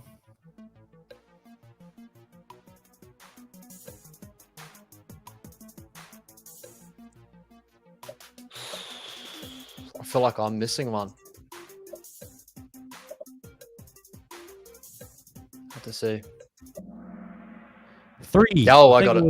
Yeah, 3 brothers. The 2 brothers, I think, and then the son. Jerome. Yeah, Jerome. Yeah. So 3 on there. Okay, let's see who the winner is. Drum roll. Drum roll. OG Thunder. OG Thunder. Third. Teeps. Teeps. Second. Who's this? And the winner is Psycho Sid. Yeah. And here we go. A round of applause for Psycho Sid. No, guys. You get onto it, fellas. What a win. Psycho Sid, if you can take a screenshot of your win, please. Screenshot your phone. Send it to me at WazUp on Instagram or WazUp. Yeah, WazUp TV. Yeah, WazUp on Instagram. And we'll get your prize to you. Hopefully you're not in Russia or Ukraine or anywhere crazy, okay? Yeah, take a screenshot of that. Thank you, everyone, for participating in the WazUp 1K celebration Kahoot. Hope you enjoyed it. That was, I think that we might have to do that again, Ash. 100%, man. We might make that a regular occurrence. It was good fun. It's good fun. Testing my knowledge too. No, man. Oh, where's Tan? She bounced, is she? She must have dropped out. Maybe the internet dropped out. I'm not too sure, but hopefully she's doing well. Okay. Anyway, oh, sorry, Epi. Yeah, sorry, timed out. Hey, we tried it. That was heaps of fun. Oh, that's cool. That's cool. We'll definitely try it again. Some more guys. Psycho said, Jazz. Psycho said, I located at Antarctica. Oh, OG Thunder, mate, you did very well. You did very well. That was, thank you, man. Thank you very much. Thanks for participating in that. Oh, Tans, if you are there, come in and say goodbye. But we are going to wrap up soon. But if you had to bounce, all good. Appreciate you, bro. While she's out, how awesome was Tans, bro? Bro, awesome, bro. Great analysis, too. Great analysis. 100%. Here we go. Was it Sorry, guys. Not sure what happened. Thank you so much. Having me appreciated immensely. No, we appreciate you, Tans. Sorry, Tans, you got to say goodbye. But thank you so much for coming on. We really appreciate you. We'll no doubt get you on again sometime soon. Yeah. Go, guys. As I say, check out the Monday Monday evening Corridor Warriors Fan TV. Ty's been on here. Tans has been on here. So we're always sharing the love with Warriors Fan TV and all of our other creators. I mean, Fanatics is in here. Yo. We appreciate Fanatics and everyone that we're involved with. So thank you again, Tans. We really appreciate you. And you're always welcome on Wires Up TV. Okay, my man. Okay, quickly. We'll go to 2 hours. I think I've got a bit of time. Quickly talk about your team. Let me just talk about what I think of the Queensland. What's that? What's that? Brother? What's that, brother? We'll let the game do the talking, huh? We'll let the game do the talking like we've done for how many years? You know what I mean? Are you guys still playing Are you still playing the underdog role? We are the underdogs, man. Have you not seen Harry Grant's ill, bro? Harry Grant's ill. The typical. He's ill, bro. The Blues hit the. It happens every year. Nah, man, I'm massively excited for this, bro. I can't wait. So your team, what's your thoughts on it? Yeah, bro. Yeah, it's pretty solid across the park. Like, you know, obviously the big notable names that came in. Like, if you haven't gone and seen my predicted team list and that, guys, go check it out on TikTok and stuff. I only missed by a couple, which was I was really happy with myself about. Like, so, you know, big tick there.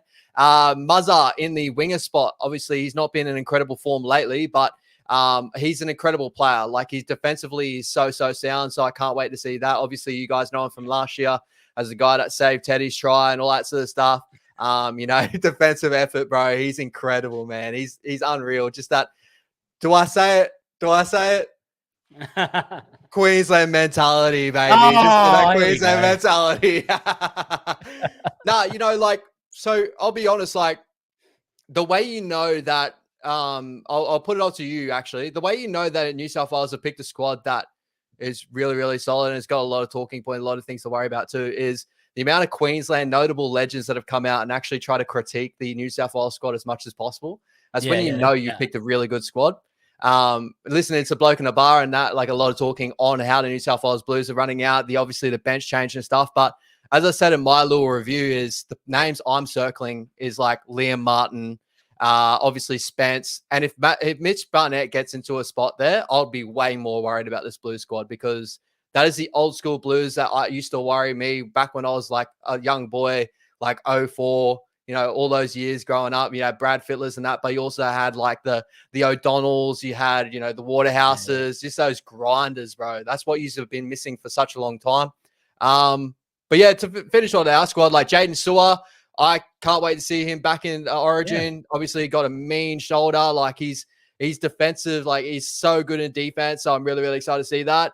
Obviously, the big name that misses out is Dave Fafita. And for me, it sucks. I would have had Dave Fafita there. But I think we're all on the board of, like, in Billy we trust. Something Billy has done. Either Billy's trying to put a rocket up Dave Fafita to get him back to some standards and stuff like that, even though he's playing good footy at the moment. Yeah, true. Maybe it's just in complete standards, as in like what's going on off the field and all that. So, yeah, I'm really, really excited, bro. I think we've named a really, really top squad here for the amount of names that we could name. Obviously, you know, no Munster in that. But same on your end, bro. Like, I feel like he's the name probably the best squad you could, with all the injuries that you've had as well. You know, obviously, Matty Burton is probably someone that a lot of people want in as well. I kind of do agree with seeing this lineup here. But, yeah, I think it's going to be a gun of a game, bro. What are your thoughts overall? I was going to ask you quickly about what Gus was saying, that he thinks the Blues team are more like hard workers. Like, that's what Madge has selected. It's probably why he selected Reece Robson, why he selected Dylan Edwards. Just consistent work rate. And he is obviously maybe losing a little bit of X factor, a bit of dynamic play around the ruck, but he's willing to sacrifice that for for workers. What's your thoughts on that? Do you think that will work against Queensland? Be honest. I think I do think that a lot of what's happened the last couple of years too, like me and close mate of mine have been talking about it at work, and that the game plan by the looks of it is going to be very direct footy. There's going to be no link play through the middle by the looks of it, with Cam McGuinness playing 13 with Isaiah Yeo coming off the bench. I'm thinking Isaiah Yeo is going to play a way more direct, up and down type game when he comes on the field, quick play to ball speed and stuff like that. And a lot of it's going to come down to the playmaking of Nico Hines and that. So if you look at some of the better teams in the competition, and as Willie Mason has pointed out in the past, and you pointed out with Tohu, being our league man with the Warriors and stuff, we've lost a lot of the direct football that, front foot footy that has played like it, that really puts teams on the back foot when you have that link man there. And a lot of teams have gotten used to defending that shape. And I think the Maroons were the first real look at, how to defend the Panthers to the best ability. No one can do it properly. You know what I mean? The Panthers still winning championships out there, but they did it to avail of the way they slide and the certain spots that they hit. You know what I mean? I think now that you see, play like teams like the Roosters at the moment, where you got Victor Radley that's not playing that link play anymore. He's not being that ball play lock. He's come back. They put him on an edge now. And a lot of it's just first off the ruck with Semi Walker. And I expect very similar things to the Blues here, where they don't have, the slow speed of, Yo getting the first receiver, then playing out the back in a block shape. They're going to play straight off the ruck off Reece Robson, play direct, and just hit those guys running front foot footy. So, and that's going to really hamper us on the back foot. We got a lot of hard workers as well, but there's been moments, especially with the talent that the Blues have, because Blues have always had some of the most talented players to ever come through. It's just their game plans always, faltered behind at the moment, because it is a lot of that link play with that 13 that slowed everything down. A lot of times all they do is just shift out to an edge. Ruben Cotter was so good at it last year. So that's my honest thoughts on it, bro. Like, I think they've picked a team that not so much as just hard workers, because they're 100%, they're all hard workers there, but I think they picked the best team for front foot footy and direct football. You got Payne Haas is going to get play to ball speed. Nico Hines plays his best football off front foot footy first off the ruck. I think that's the way they're kind of entailing it here. So that's my thoughts overall.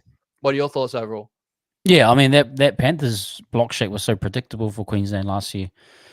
They shut it down completely. And I like the idea of Yo just coming in as an energetic runner. He's very good around the ruck. Leg drive, speed, getting at the line. I think it's overall a good squad. I think it'll be interesting just to see how it matches up. What have you noticed with Slater's selections? Do you think he's kind of tweaked his game plan? I think I heard him talk a lot about he's got Cobbo as the 17th man. Kind of how Webby, I think NRL is focusing on getting the fourth bench spot as kind of a utility and running with a 3-man forward rotation. I can understand that, because you look at what happened last year with Cook playing in the centres, looked absolutely stupid and just ruined any chance of winning a game. 100%. So I feel that that's probably something as well that the Blues should look at too. But do you feel like how will he approach his game plan this year? What is the strategy behind what Slater from his selections, what you're seeing that he wants to try and achieve?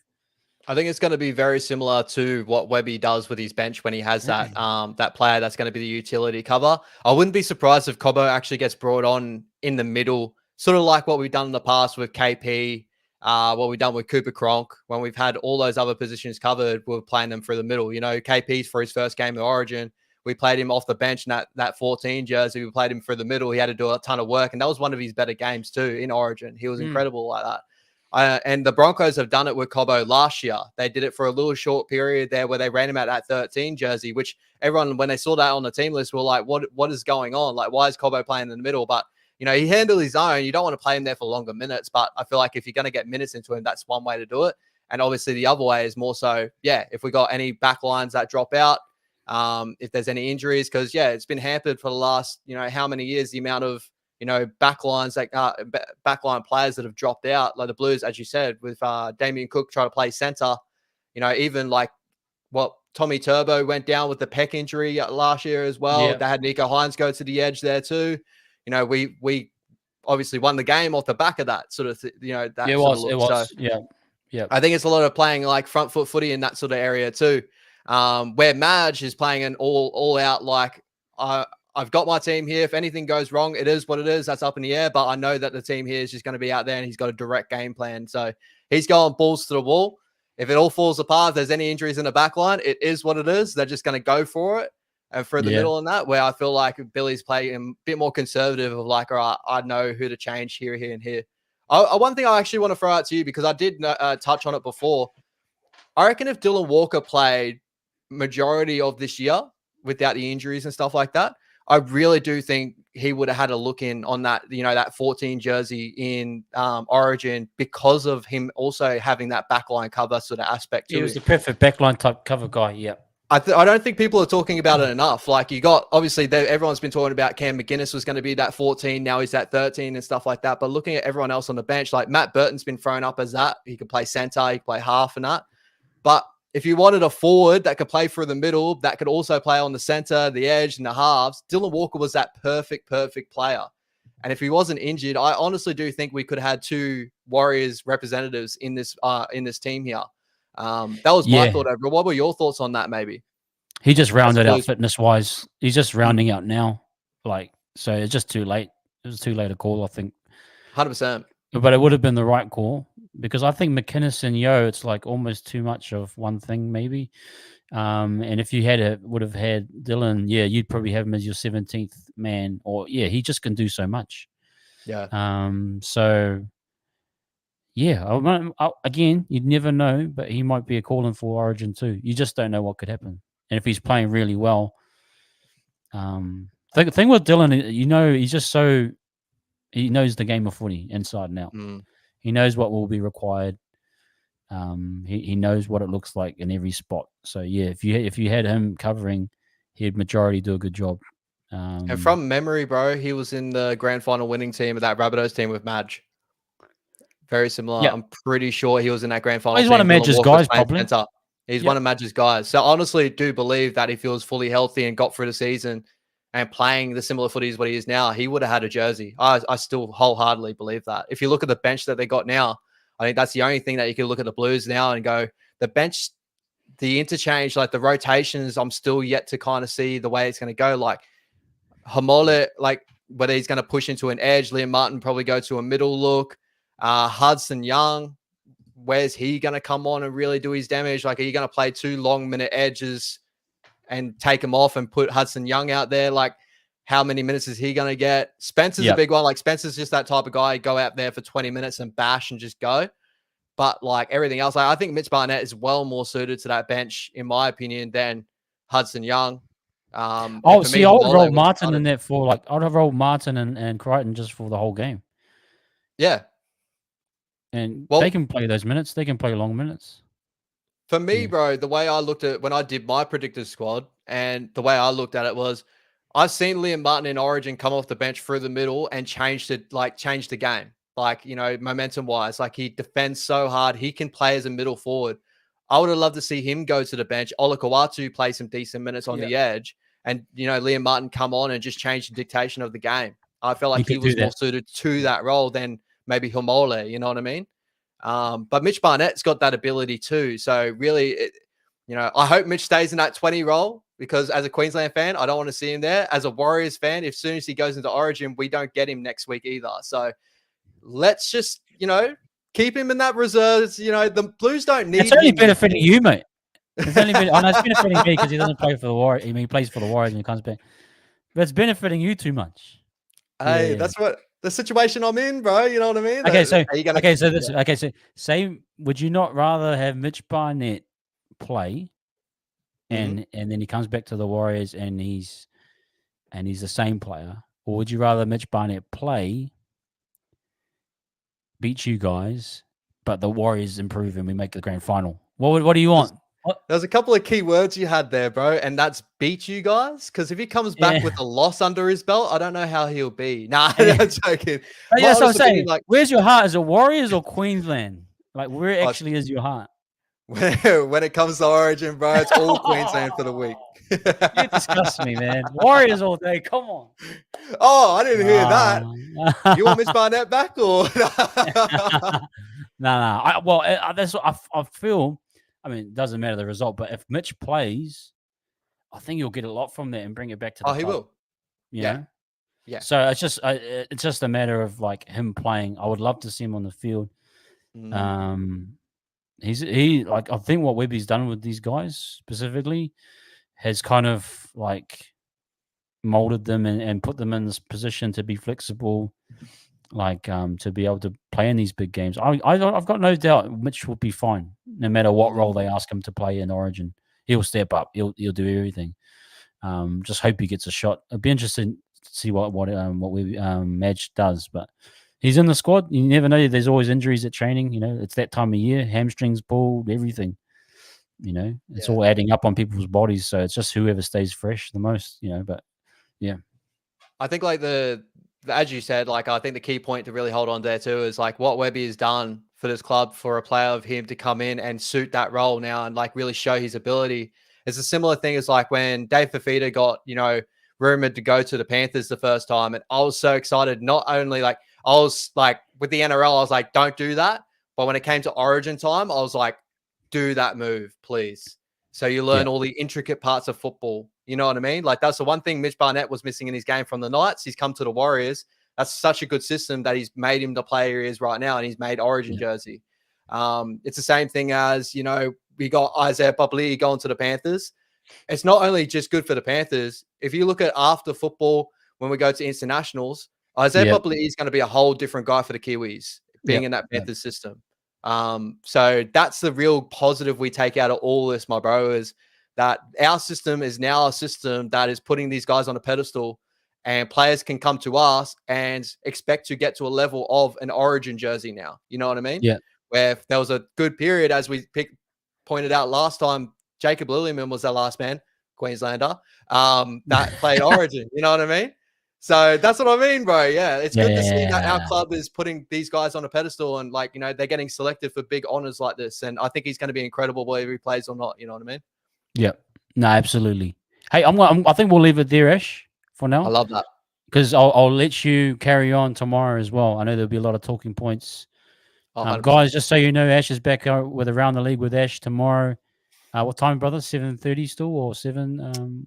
Was that for your time? It would be 7:30 your time. 7:30, guys, New Zealand time. No doubt you'll be talking Origin. No doubt you'll be talking some of the other stuff as well. No doubt. Punters Paradise back. Oh, 100%. 100%. I think there's going to be a lot of value now with all these Origin players out. There's going to be a lot of names that a lot of people don't know that are filling in positions that you're going to hit some good multis on, I reckon. And guys, you know Ash, bro, he knows the whole league inside and out, man. So pick his brains tomorrow night in the chat. Get your punters, get your tips in. And no doubt Ash will have some mean call. But yeah, we'll save that thing. And I'm going to put it out there, bro. You keen to do a watch along? Ooh, I thought you would never ask, man. Origin watch along. 100%, bro. 100%. What do you reckon, guys? Do we do an Origin watch along next Wednesday? We have to, man. We have to. We have to. We got the perfect yin and yang, you know, Queensland, New South Wales, Warriors fans. And we're going to watch the Queenslanders win. So I'd love to that. Oh, no, beautiful, man. Okay, well, yeah, we'll do that. Anyway, guys, Ash, come in for that for tomorrow night. Ash, I'm just going to call it now. I think we'll just have a week off on Sunday. Enjoy the weekend. Beautiful. Over here, it's a long weekend. King's birthday, so I'm just going to chill with the fams. Enjoy it. But we'll be back definitely for All You Can Eat next week, Tuesday, and then a watch along too. So that's enough. But enjoy that, guys. There's heaps of call or two in this, so come back and watch this because Tarns was spitting facts and spitting bars. Ash as well. So and come back and watch the quiz as well if you need if you want to learn more about us. Quiz those. Yeah. But any other last call from you, brother? Nah, bro, we got it all done there. 2 hours, amazing stream, bro. And shout out to everyone in the chat. You guys have all been amazing, blowing up the chat all the way through. And shout out to Tarns again. Like, you know, anytime, Tarns, if you want to jump on, we got a spot for you. You're incredible. Like, I just love the way you talk, the way you go about your business, and you just you stick to your points, and I love it. I love it. Yeah. And quick shout again, Tony. We didn't call it out, but Tarns was talking, I think, at the time. But thank you very much. Appreciate the super chats. Tony. We always love it and supporting the Kaupapa. So, no, thank you, everyone. We'll leave it there. Enjoy your long weekend. We'll come in for Ash's stream, support Tautoko, ask your questions, and then, we'll definitely see you next week. But other than that, enjoy, guys.